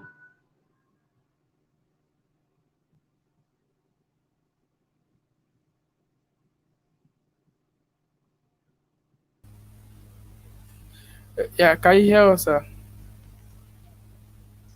Yes, I can hear you now, Treasure. I can hear you. Can you hear me? Yeah, we can hear you clearly, sir. So you could go ahead, sir.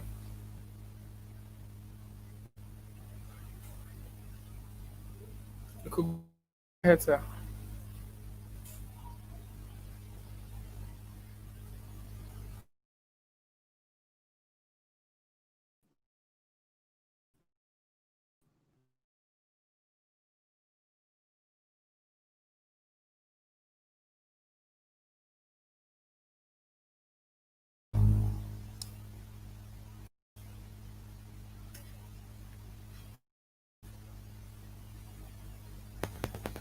Hello, sir.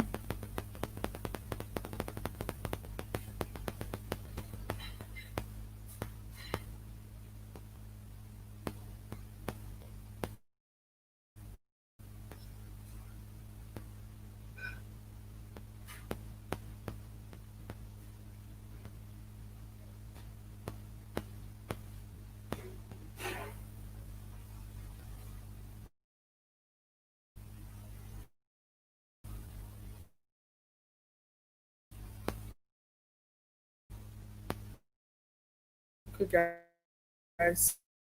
So it's geared towards helping you to see how you put them in the whole to the whole courses and want you to take um, and also see how of the day.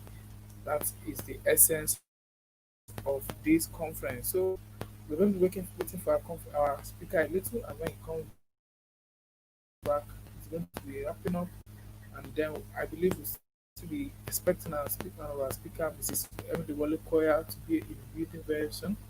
She's having a little challenge actually, and although I'm not so abreast with what the challenge particularly is, but she should.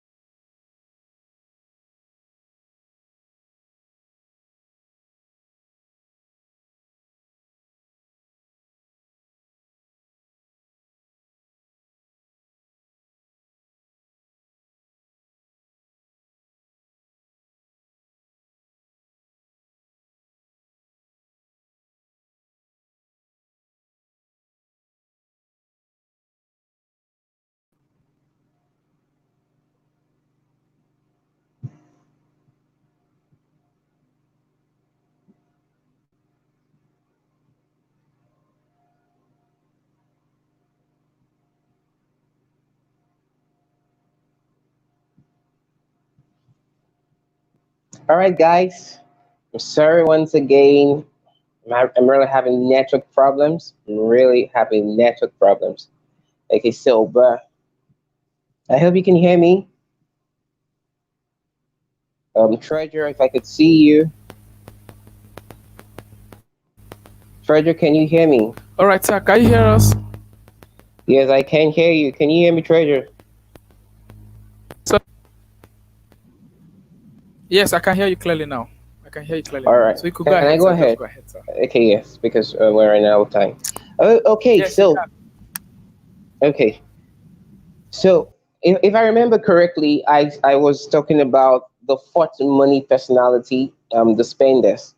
So please, every lady listening to me, take this seriously. Take this seriously. Nobody can stay financially sustainable being a spender. As a matter of fact, the Bible refers to spenders as wasters. The Bible refers to spenders as wasters. Nobody can stay financially sustainable by spending. Now, I'm going to give you a quick biblical story about the prodigal son. And I know many of us know the story of the prodigal son.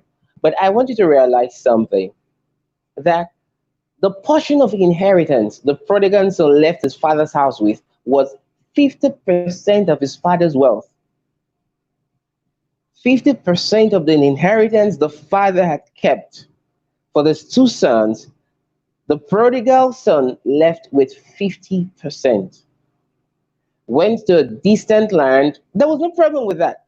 You could basically imagine becoming a billionaire overnight. It's just like maybe being the son of Jeff Bezos, and all of a sudden you say, "Dad, I want to leave. I want to leave. Give me my share of an inheritance." And all of a sudden, the next morning you wake up, Jeff Bezos has given you $3 billion.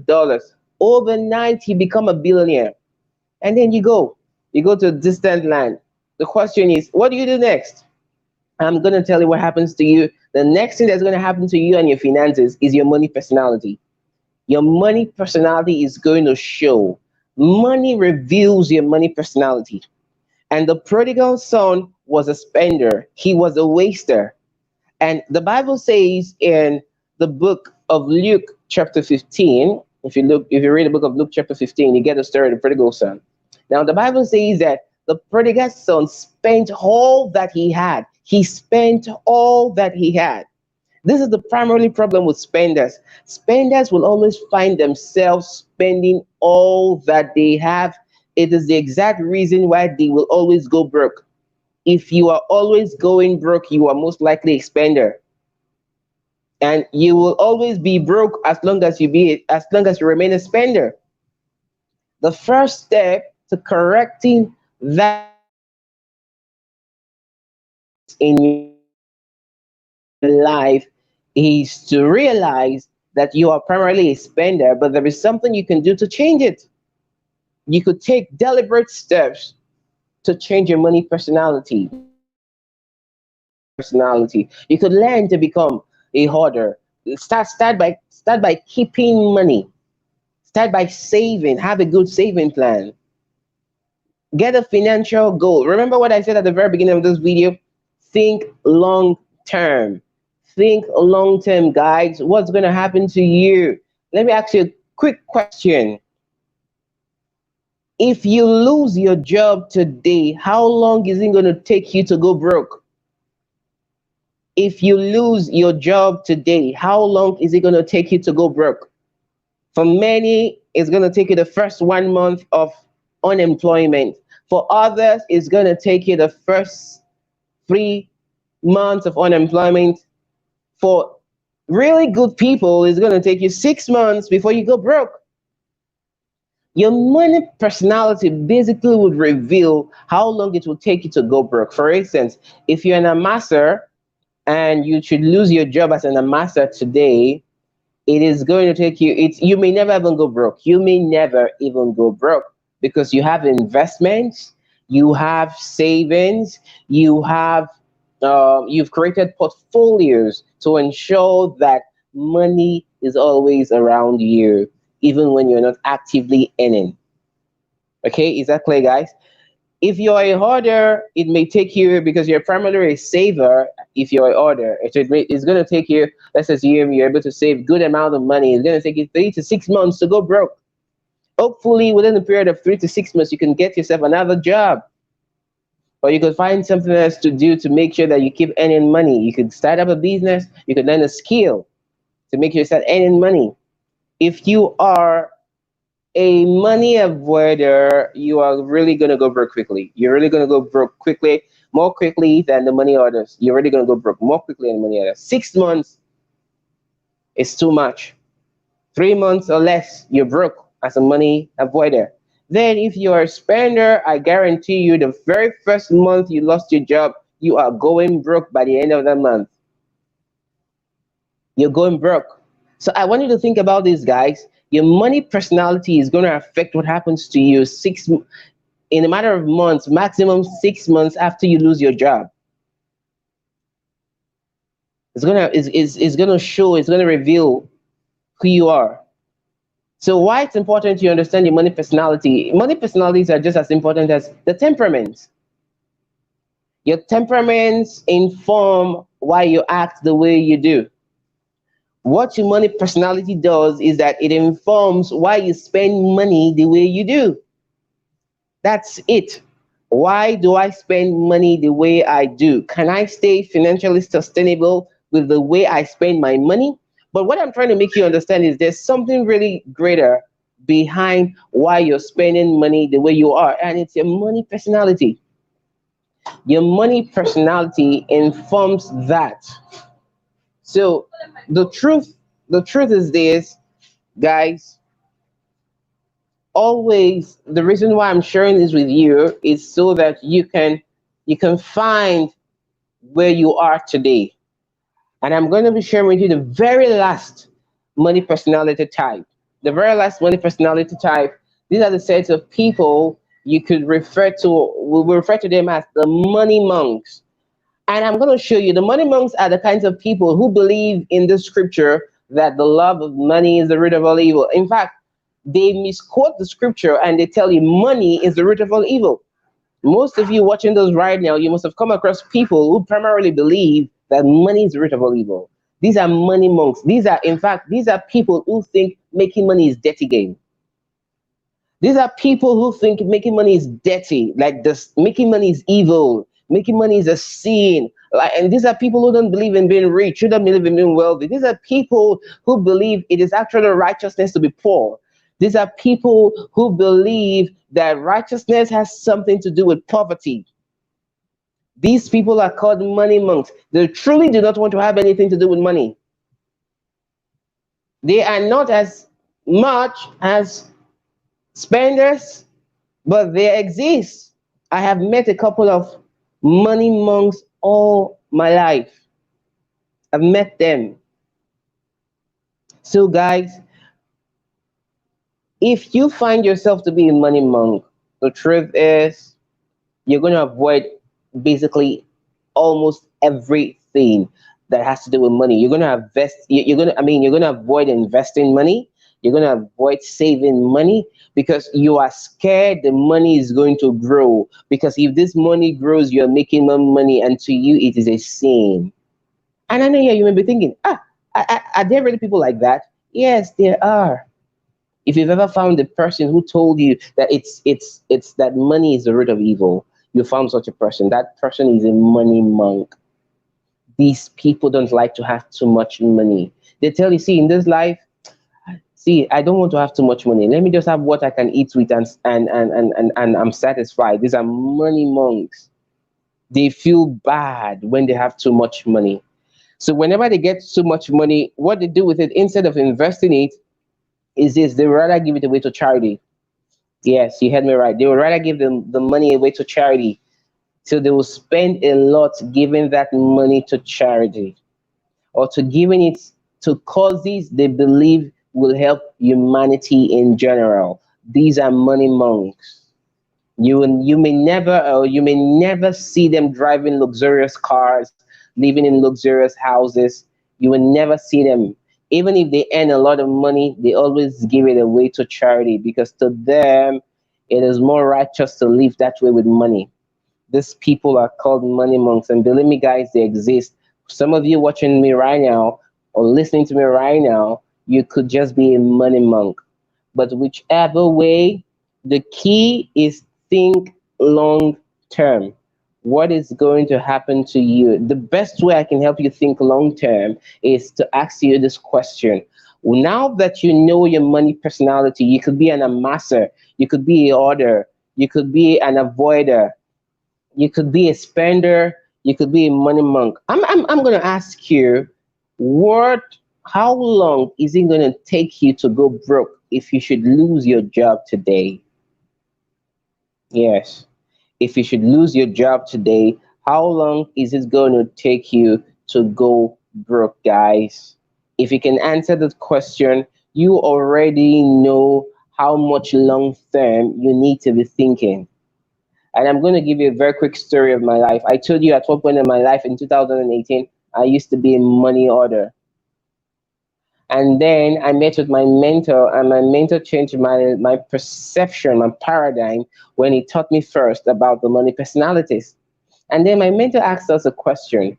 My mentor asked us the same question, and I'm asking you tonight. How long is it going to take you to go broke if you should lose your job? So I thought about it. I knew I was saving. I mean, really, yes, I was saving. I was saving as a money order. So I knew as a money order, at least I should be able to stay out 6 months. Sometime in 2019, in March 2019, I resigned from my job in March 2019, and I was without job for a period of 4 months. But this is what I can tell you guys, within the period of 4 months without a job, I was not broke. I was never broke. I was never broke. So, what helped me not to go broke? My long term goal. I asked myself, how long will it take me to go broke if I should lose my job? And I'm asking you tonight, how long is it going to take you to go broke if you should lose your job? What if tomorrow you wake up and you're told you no longer have a job? What's going to happen to you and your family? What if tomorrow you wake up and you're told by your boss, I'm sorry, we can no longer pay you to work in this place? This corona pandemic has made lots of people lose their jobs. And people who do not yet understand their many personalities and who did not have long-term financial goals they are really going to be hit hard. Really going to be hit hard. They are really going to be hit hard. Many have gone broke already. We've just been, I think, 4 or 5 months into the pandemic, and many people have gone broke. Many people have gone broke. So, guys, think long term. The next two I want to share with you very quickly is the money tracker tool. The money tracker tool. So, one of those days, I was having a conversation with a friend, and the person explained to me that, I get a lot of good money. I mean, in a month, I could get up to 50 to 100K. But at the end of the month, I cannot give an account of my money.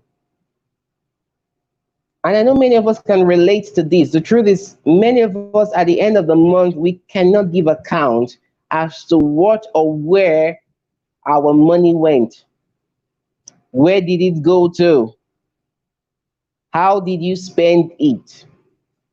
What you need to checkmate that money crisis in your life is to have a money tracker. So, sometime in 2019, I created a money tracker for myself, a different one I had created when I was in school. I created a new, fresh money tracker for myself. And in that money tracker, I will track everywhere my money was spent daily. On a daily basis, I was tracking my finances. On a daily basis, I kept tracking my finances.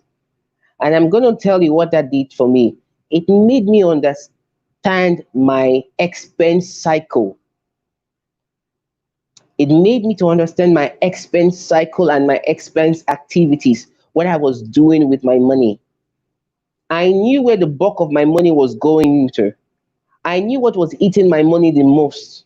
And if it was not something that should be a priority or a primary need in my life, then I needed to cut it short.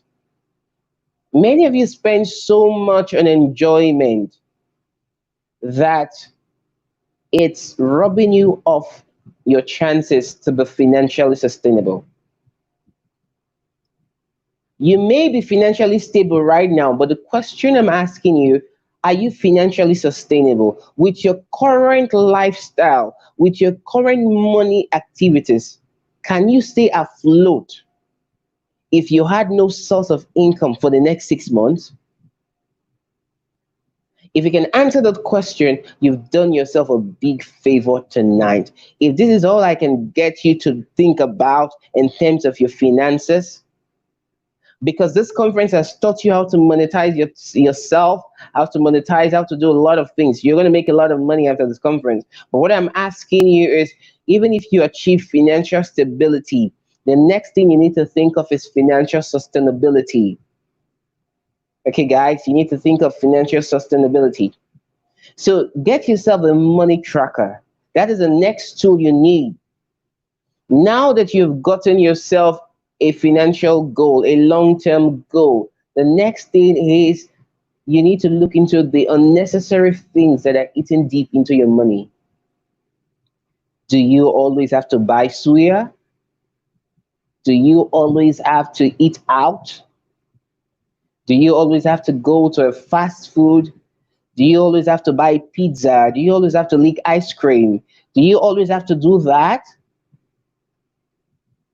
So these are the things you need to check. These are the things that are eating deep into your money. Sometimes you might just have to eat indoors, eat conservatively.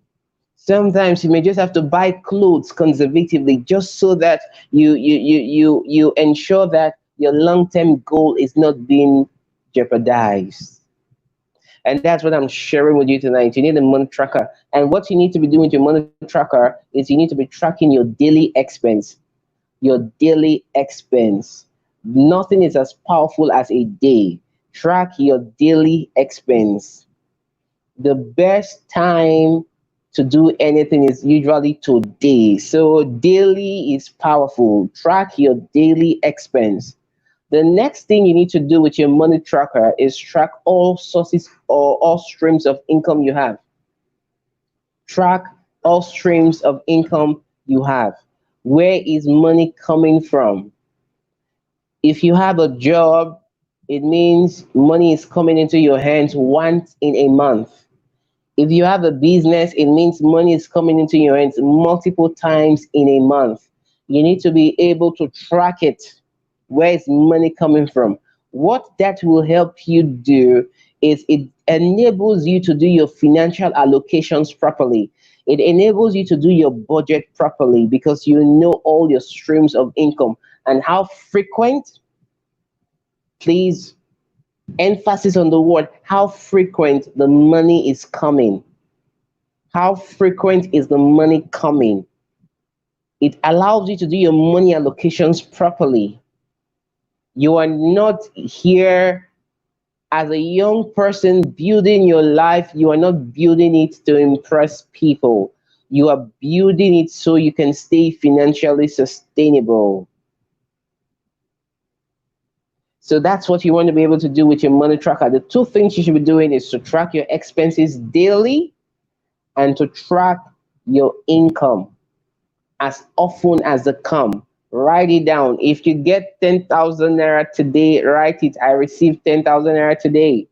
From what source? Write it. How often does it come? Once in 6 months, once in a year, once in a month, once in a week.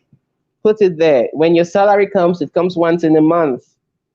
Usually, if you have a good job, your salary will be your highest stream of income. Usually. But that's okay. Check out the other sources of income. Oh, someone dashed me money. What are you going to do with it? Now, let me tell you something about free money. Free money. Free money. What you do with free money reveals your money personality like nothing else. What you do with free money. If what most people, the average person does with free money is to spend it all. The last time someone dashed you 10,000 naira, dashed you 20,000 naira, what did you do with it? You spent it all. That's the truth. That is the truth. That was when you called all your friends. Oh boy, let's go hang out. You paid for everything. Like you guys went out to a fast food. You hosted them, paid for everything. You came back and realized free money has finished. That is your primary personal money personality. If you can track what you do with free money, it will reveal to you your money personality. If I should dash you 10,000 today, what are you going to do with it? Are you going to go buy clothes and finish it? Are you going to go buy pizza? Are you going to go buy the latest shawarma spot from the latest shawarma spot in town? What are you going to do with the money? Free money is a money personality revealer. It will reveal your true money personalities. So this is what I have consciously told myself I would do. Anytime I get free money, I put it straight into my savings. It was never in my expense budget. Do you understand what I'm saying? When I made budget of what I was going to spend money in a month, the free money I was going to get that was tracked in my income was not part of where the expenses was going to come from, because free money doesn't come often. It comes by favor. Favor doesn't happen often. Nobody gets free money every day. So you don't build a budget on free money. So what I do, I consciously put that free money into a savings, and I save it and I keep it there so that someday I could shift it from my savings account into my investments. That's what I do with free money. Before I knew about what I'm sharing with you tonight, I used to spend free money like you. I used to spend it all. So someone dashes me 5K. You know what I do with it? I go to a fast food or I go to a boutique. You understand now? That's how we do it. I used to be like that. And you could give yourself all the logical reasons why you should spend it all. But the truth remains, what you do with free money is a revealer of your money personality. The third tool, I hope you're getting something tonight, guys. If you're getting something, give me a one, give me a two, say something. I hope I can see a comment. If this is making sense, let me know. I hope I am demystifying some of the things you thought about yourself. So many of you who thought you were doing good with your finances, I may have just said something that blew you up the roof. Let me know. The next and the last tool I want to share with you tonight for your financial sustainability is called your income level measurement. Your income level measurement. What do I mean? There are primarily two kinds of income earners. You have low income earners and high income earners. You need to be able to define where you are. Are you with the low income earners? Are you with the high income earners? And I'm going to tell you, most jobs today that are available to young people who are not graduates or who have just finished from NYSC are jobs that pay you between minimum wage to 50K monthly. That is low income. Let nobody deceive you. You have a low income job. If you have a low income job, you seriously need to be a hoarder. Hear me now. If you have a low income job, you earn between 30K or 25K to 50K monthly, you need to seriously be a hoarder. You need to save a lot. You need to save. Don't save more than you should, or don't keep money more than you should. But save. If you earn money between the minimum wage to 50K, I would advise you save 30%, 30% monthly. It may not look much because the money is even small in itself. So, but save it consistently. You know what's going to happen to you?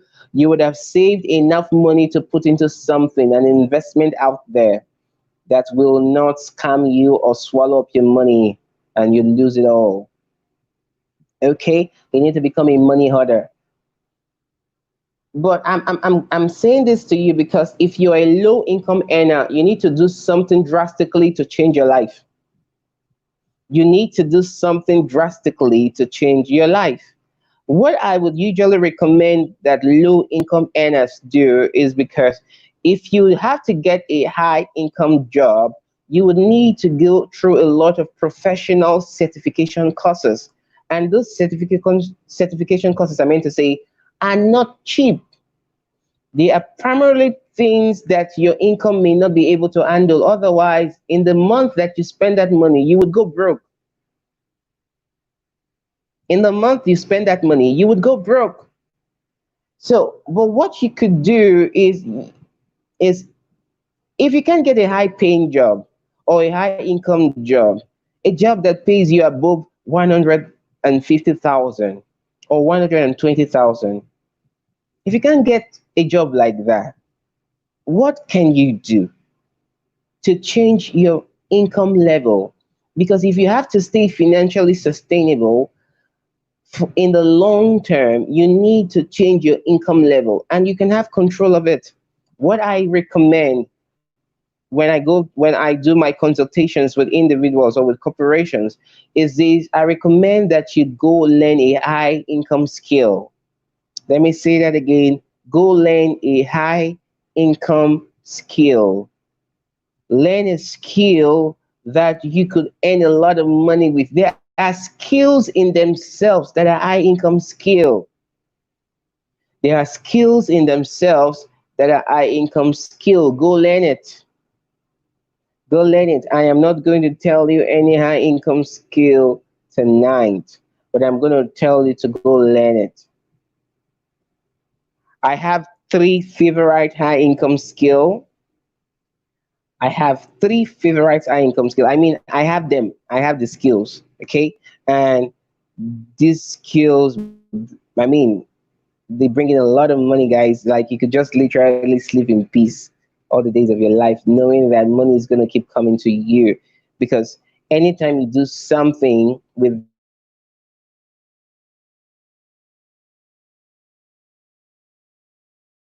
that figures or in the high rising size of five figures, you earn money that way. Get to learn a high income skill. It will change your life forever. Having a high income skill. Okay, to get a high income skill. Yesterday, my friend and brother Ugo Chuku was sharing with us the need for learning a skill in order for you to meet a need, and that's powerful. But let me add something more to that. Go learn a high income skill. Don't just learn a skill. Don't learn a low income skill. Don't learn a low income skill. Learn a high income skill. Okay, learn a high income skill. I know. See, I know it's okay. I know you know how to make hair, but how much do you get paid for making a hair? How many hairs do you make in a day? Let's talk about it. I know you sew clothes, but how much do you get paid for sewing clothes? Hmm? These are not primarily high income skills. The people who make money from hairdressing and people who make money from fashion designing are the people who own enterprises, who own fashion houses, who own salons, who can attract more customers because they have people working under them so they can attend to more people in a day. And the thing is this: when you own a salon and you build a brand, you can charge more than an average person will charge. You see, you as a freelancer salonist, how much are you making as a freelancer salonist? Because you don't have a brand.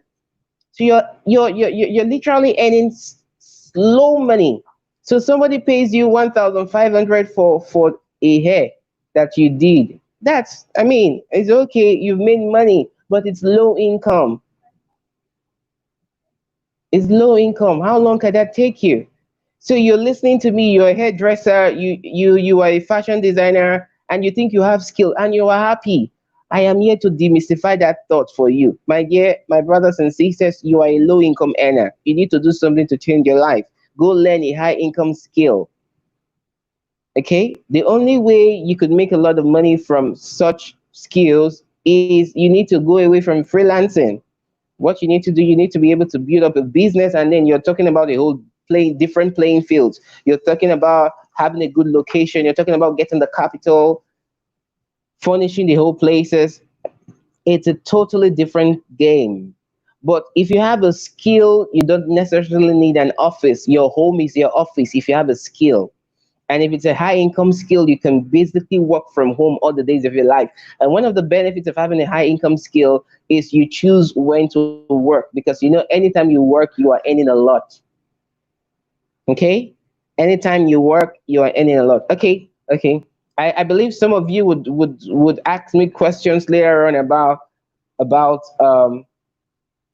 what, give us examples of high income skills. Okay, if the Lord touches my heart, I would share with you my three favorite high income skill. But if the Lord doesn't touch my heart tonight, I will not share with you. Okay, okay. So understand your income level and do something to That the change Lord, it. Yeah, treasure, please. What are you saying? Talk to me. sir. I said, we pray the Lord to touch your heart, sir. All right, we're waiting on the Lord. We all are waiting on the Thank you, Lord. sir. Okay, so guys, understand your income level. Please, this is important.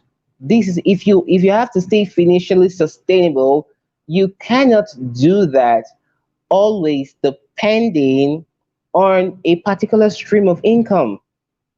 And that's why I was telling you, understand where your incomes are coming from and how frequent they come. How frequent they come. Then do your financial allocations properly to ensure that the question I asked you, if you stop working today, how long will it take you to go broke? How long? If you stop receiving money from any place, how long will it take you to go broke? Let me ask you a question. So if Jeff Bezos should resign from working for Amazon and he receives no salary, no allowances, how long do you think it will take Jeff Bezos to go broke? He will probably tell me a lifetime. And that is true. A lifetime. Because he has a lot of money already. He has a lot of assets. He doesn't have to work. Okay, let me say this. If all you have in terms of earning money is money you get from actively working, you are in a very, very dangerous position. You are in a very dangerous position because the day you take away the work that you do or the job that you do, your source of income is cut short, is short circuited. The next thing that happens is you begin to struggle financially, you begin to struggle. And what most people do is that you begin to cut your lifestyle, your budget gets lower because you're trying to manage money so that you could go longer, you could go longer while you look for another job. And this is why I encourage people, the money personality you want to be is to become an amasser. The money personality you want to be is to become an amasser. In 2019, I became a strong amasser. I told you I was an order before, but in 2019, I became an amasser. I became an amasser. And I told myself one of the goals I gave to myself in 2019 was to ensure that I had nothing less than half a million naira in an investment. Yeah, you heard me right. In an investment. Because at that level, that was what I could do. But that was my goal. And thank God I hit it. I hit it. So now I don't have to be bothered about, oh, what if I stop working today? What's gonna happen to me? Nothing will happen to me because I have passive income. So let me just chip this into you. If you want to be financially sustainable, you need to understand that there are two kinds of income. You have active income, the income you are earning from your current work you are doing, and then you have passive income. Passive income is the income you earn when you are not working, when you don't have to work, when you are sleeping. And that is the income I like. Passive income, when you can sleep and you're making a lot of money. That is what amasas do. Amasas understand the power of passive income. You need to get yourself a stream of passive income. I'm not asking you to go get another job so that you can be making more money. No, I'm asking you to get yourself a source of income that you wouldn't have to work, but yet money is coming in consistently. Get yourself one. And such investments are not easy to get into. But if you're able to find yourself an investment you can get into, the next thing you want to do is to start saving towards it. That's why I told you you need to become an order. You need to become a hoarder. I mean to say, be a hoarder.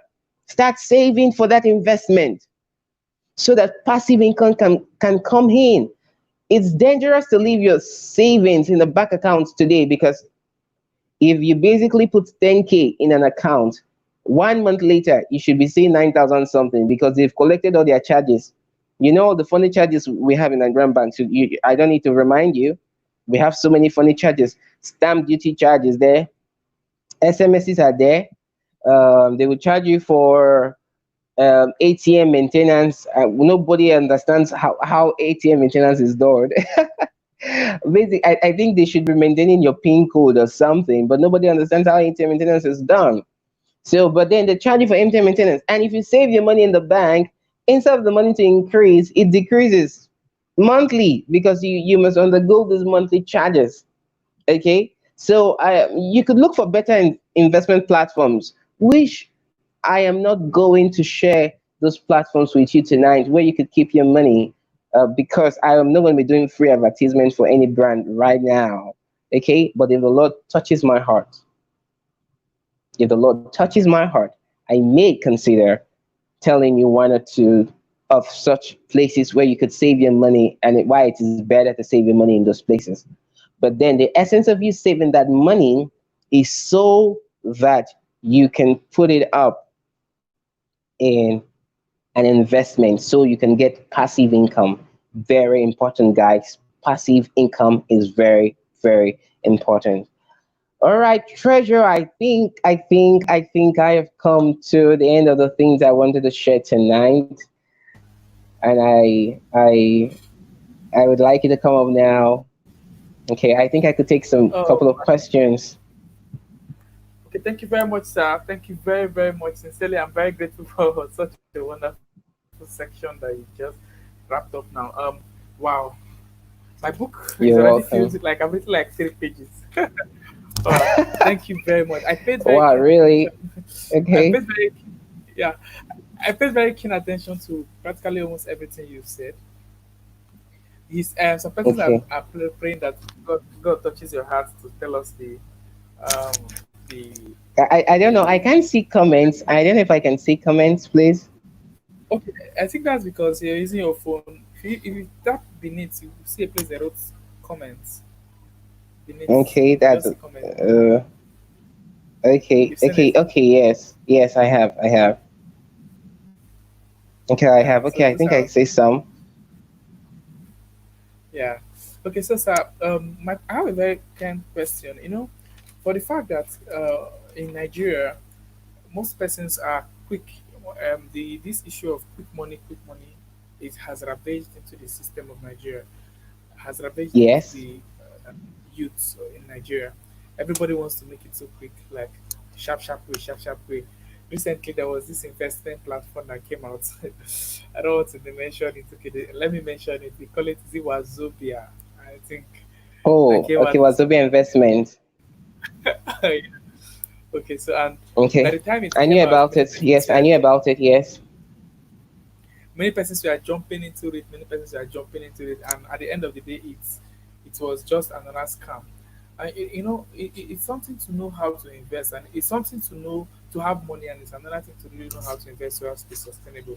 I'm talking about this investment because most persons have lost the patience to invest. Most persons have lost the patience to go through the process of financial growth. What would be That's your true. what would be your what would be your because that's what we stand for. We want to recreate this part.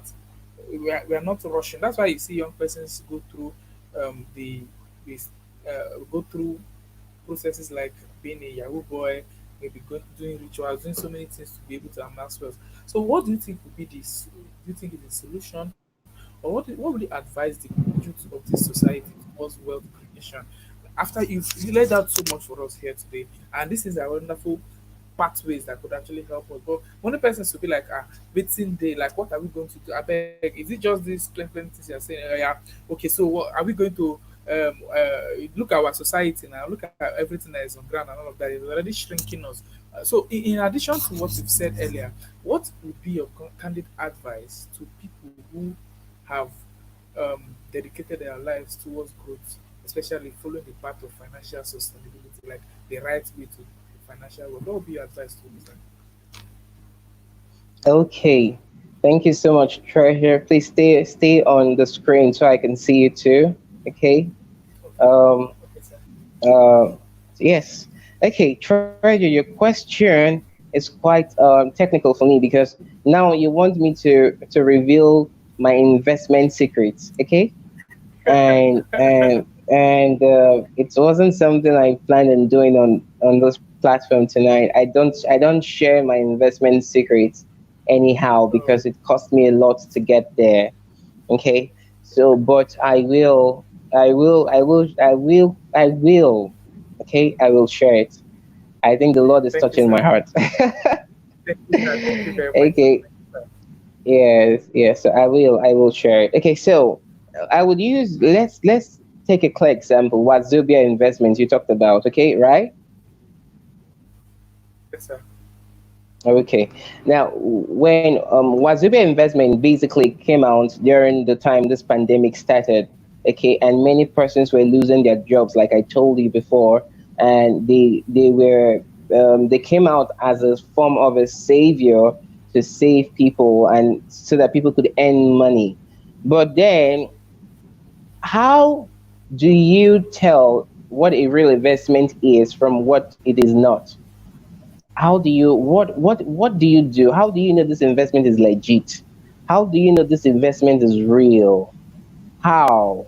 Like how? Okay, I'm gonna tell you.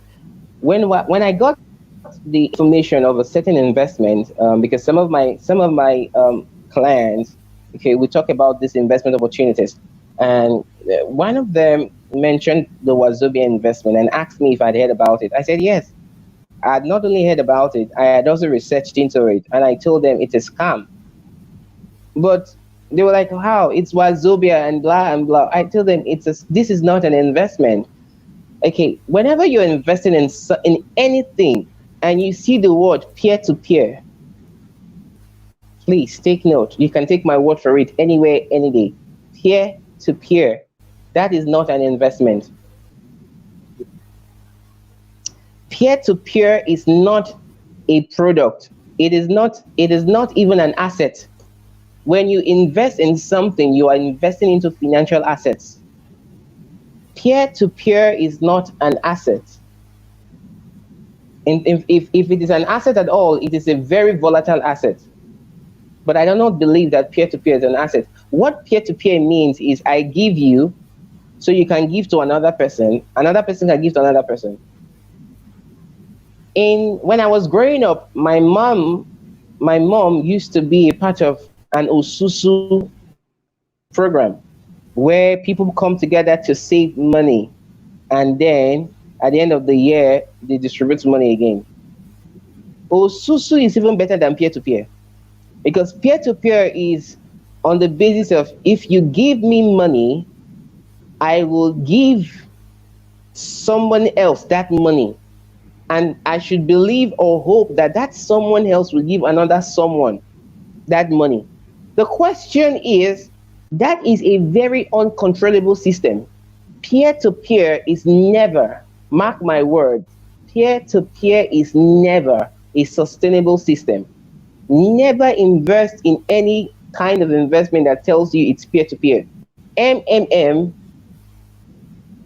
when MMM came out, I never invested in MMM and I never invested in any Ponzi schemes. Okay.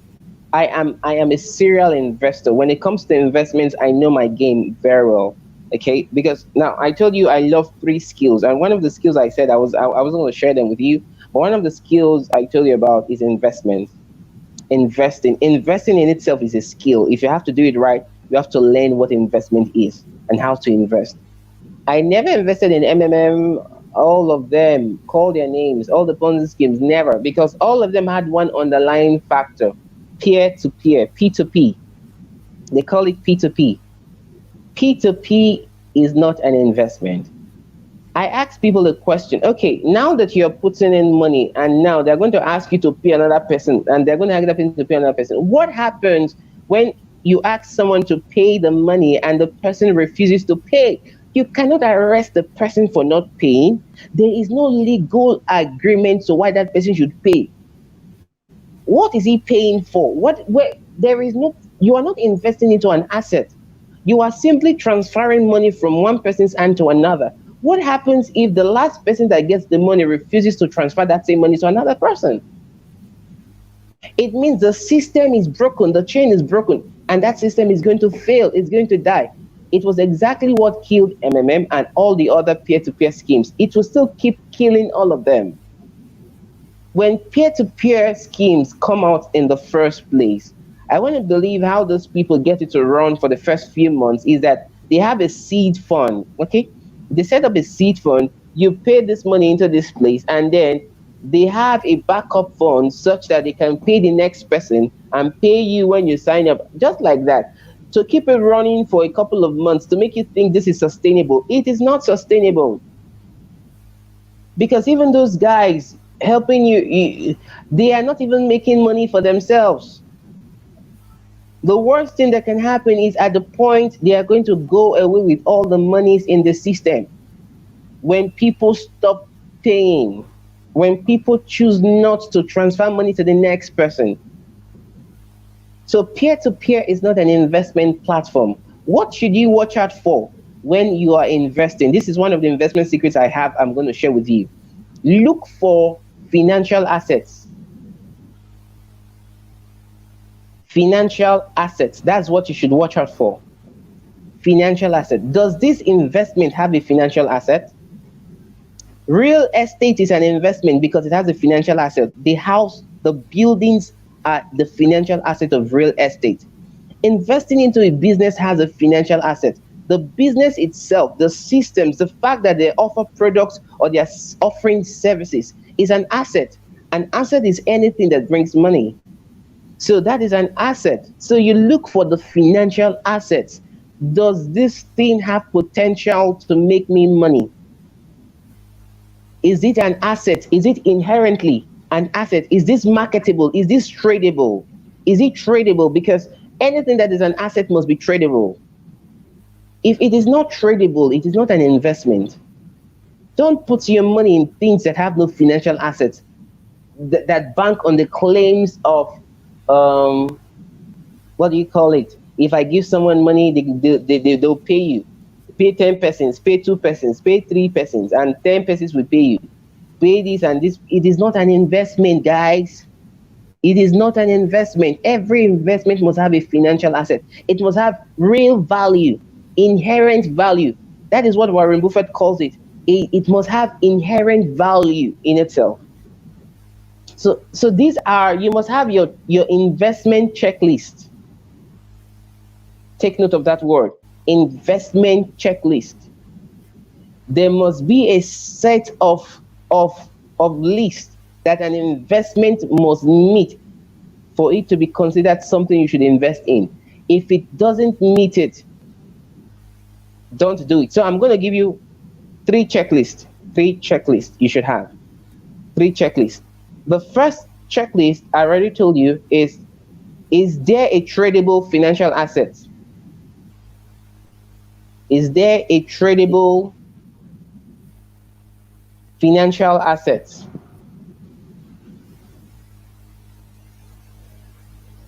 The second checklist I'm going to give you is the investment secured. Is the investment secured? The next is, what is the risk? What is the risk level? What is the risk level of the business, of the investment? The risk level of the investment. That's three. I'm thinking of adding a fourth checklist to you that I use, but let me leave it at three. If you want to have the other checklist, you have to enroll for my paid investment classes. That is where I share all my secrets. But I will just leave these three with you. At least I have tried. Yeah, you've tried, sir. Yeah. Okay. So I believe with this checklist, people should be able to to filter investments that they claim to be investments. Okay. They should be able to filter investments. Yeah. All right, thank you very much, sir. I believe that question has been properly answered. Actually, this is not the first time of hearing this from you, though. I just needed persons who are on the group to practically hear this clearly. So, okay, sir, I sent you a message on your chat box, on your personal chat box. Maybe you could just go check it out. Okay, so, Okay. so guys, if you have a question, quickly, we just drop your questions now so that we could actually move on and maybe get so much. And then I'll give a very special announcement and then we'll call it a day. Today, I don't know if you have All right, questions. guys. So okay, while we await the questions, I want to chip in something very important to me. Okay. Um, this conference that has been ongoing for the past 2 days now has really been really wonderful, wonderful. Like I told you, I have been live since the first day. I came live the first day when Samuel Dixon was speaking, and then Seguene spoke, and then the second day when Ugo Chuku spoke, and then Emeka Nobis was supposed to speak yesterday, but I guess something happened; he couldn't speak. And then today we've had Celeste Bean. She talked a lot about the Pareto principle, the 80-20 rule. Okay, I've been there. I'm going to tell you this, guys. Um, Treasure has created this opportunity, and it's amazing what he's doing. It's amazing what he's doing. And you know what is more amazing is that he has packaged all of this body of knowledge into a book. And this book, Treasure told me, is worth 5,000 naira. But I looked into the book. This is a book you could easily sell for 15,000 naira. These are books. If you put them on Amazon, you could sell them for a lot more than 5K. Okay, and Treasure has put all of these, and I'm not trying to hide what Treasure has done. The book is practical. The book deals with the fundamentals and then goes on to how you can create some systems to start monetizing yourself.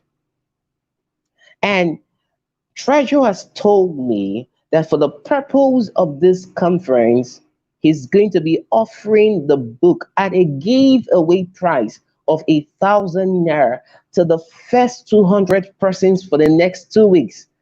Guys, that is an offer you cannot beat, to give away the book for 1,000 naira just for the purpose of this conference.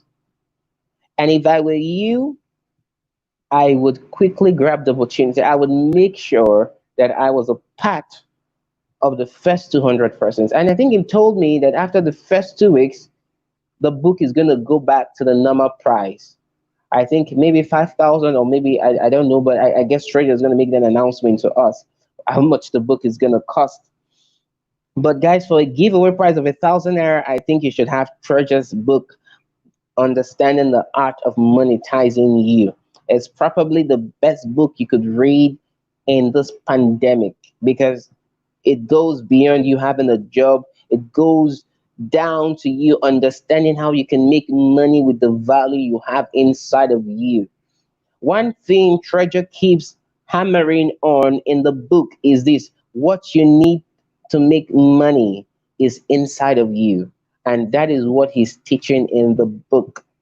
What you're seeing Treasure do today, what you're seeing me do today, is as a result of learning the art of monetizing what the value we could create, monetizing the value we offer today. This value is what we have monetized to make money. All right. Personally, I have made lots of it from just monetize. I have made six figures just from monetizing my value. The next target is to start making seven figures from monetizing my value, and then you can move on to eight, nine, and 10 figures. Yes, you could actually do that. So please, guys, I'm gonna tell you, grab the book right now. Grab it right now. It's for 1,000 naira for 2 weeks. Don't tell me. Don't give yourself the excuse that why should you pay 1,000 naira? Oh no, don't do that to yourself. Listen to me. Don't do that to yourself. Don't do that to yourself. Don't give yourself reasons to stay backwards. Don't give yourself reasons to pass over an opportunity. This here is an opportunity, okay? Buy the book, buy Treasure's book. It is rich, it is practical, and you sure will love it. All right? So I look forward to you buying the book. And let me know in the comment box if you're going to buy Treasure's book. Let me know. The first 10 persons to tell me I will buy Treasure's book tonight, I am going to grant you a private 1 hour session with me on my WhatsApp. Wow. On my WhatsApp, a Wow. private 1 hour session for the first 10 persons. I'm going to buy Treasure's book. We are going to talk about investments. Okay, we're going to be talking about investment. I'll give you 1 hour of my time for buying Treasure's book. The first 10 persons, I'm going to be looking at the comments right now. And Treasure, please take note of the first 10 persons. So, what Treasure is going to do to the first 10 persons that will pay for that book tonight, I will grant you 1 hour. Please understand this. Currently, the hourly charge for my consultation, what I charge people for 1 hour of consultation currently is 25,000 naira. Okay, and I am thinking that by the end of this year I want to take it to 50K.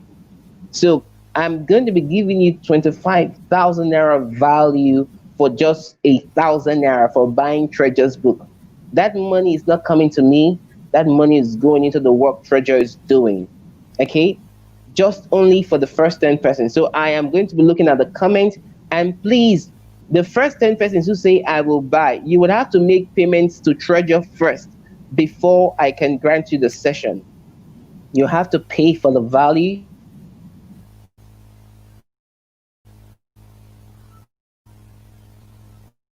Book, wonderful, wonderful. The moment you pay for the book, tell Treasure to link the then get you started. We will talk a lot about investment. I want to see more persons who say, I'll pay 1,000 naira for the book. I'll tomorrow, whatever time you can do it. The first 10 persons, I'll All grant right, sir. you. Actually, I thank. Okay, Treasure, go ahead. Oh, okay. Okay, sir. We're having some comments already. Yeah, we're having some comments already rolling in. Okay, the link of the book has been sent on the group on the. So, guys, you could click on the group and you get the book. We have this particular. The moment you buy the book, you go to a particular WhatsApp group, sir. So I could actually invite you to the WhatsApp group to make it more comprehensive. I don't know if you're okay with that. Come again, please. I couldn't get you. Hello, sir. Can you hear me? Okay, I said we have a plan that the moment anyone pays for the book, the person is directed straight to our IYC scholars group, and so we could actually for the classes that will go on after now, like the one-on-one investment class, we could do it on a closed group for only persons who have bought the book. So I will invite you over. That's the plan. That's how we plan.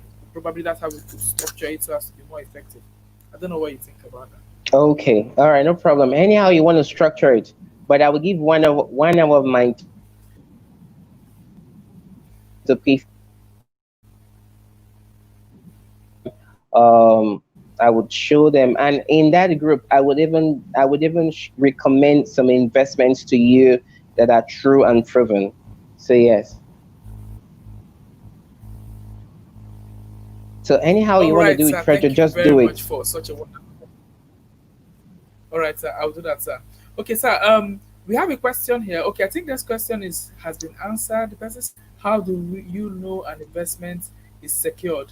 I think this question has been answered by your analogy, the other things you actually mentioned here. So I think the person must have gotten his answer very quickly. Thank you very much. So thank you very much, sir. Thank you. Okay. I think we've actually taken a whole lot of time, sir, and we may need to call it a day here. I would want to end with your information. Okay, sir, I don't know if you have any word for us before you leave to encourage us who probably will get to meet you further after getting the book. This is the word I have. My final words is this. Young people, get serious about making money the right way. Young people, get serious about making money the right way. That is why you should take the work Treasure is doing right now very seriously. That is why you should take the work Treasure is doing now very seriously and get in with other learning opportunities. Get in. If you would have to pay for them and you can afford to pay for them, do not hesitate to pay for them. Let me make a statement that will shock you. Just this year alone, I have expended and invested nothing less than 180,000 naira in my personal development, in going for trainings and meetings, even for online trainings. I one time I paid 20K for an online training. Just this year, I have expended and invested a lot in my personal development. So these things I know today did not happen overnight. Okay, and just know that I'm open, and the level of results I'm going to be having from now will be as a result of sacrifices I have made for my personal development. So young people, get serious about making money the right way. Okay, and young ladies, I have a word for young ladies. Young ladies, do not give yourself up to a guy just because you think the only way for you as a lady to make money is to get yourself a Yahoo boyfriend or probably a boyfriend who has money. Don't give yourself away. The same intellect, the same brains, the same hands, the same legs that God gave to the man, He gave to you also. You can do a lot with what you have already to make money for yourself and to be financially independent of any other guy out there. And at the end of the day, if you get married to a man who's wealthy, that's a big plus to your life. But whichever way, make sure that with or without a man, you're financially stable and financially sustainable. So I hope that's word enough. And Thank you very, very much, sir. Thank you very, very much. Sincerely, I'm so amazed. I'm so grateful to have you in our midst, and you've really added so much value to us already. I'm personally, I'm daily, any day I remember the fact that I have you, like you are a mentor to me. I feel on top of the world because I just know that there are some mentors you have in your life. You just know that can never be you can never be frustrated in this life. And so you're such a mentor that when I look up to you, when I see you, I know that I can never be frustrated. All right, so guys, this is it. This is practically almost the last section we're going to be having in IYC Conference 2.0. Okay, so we are supposed to have Mrs. Emily Walokoya today, come to us in to speak to us today. But after a while, I got a call from her saying that she may not be able to do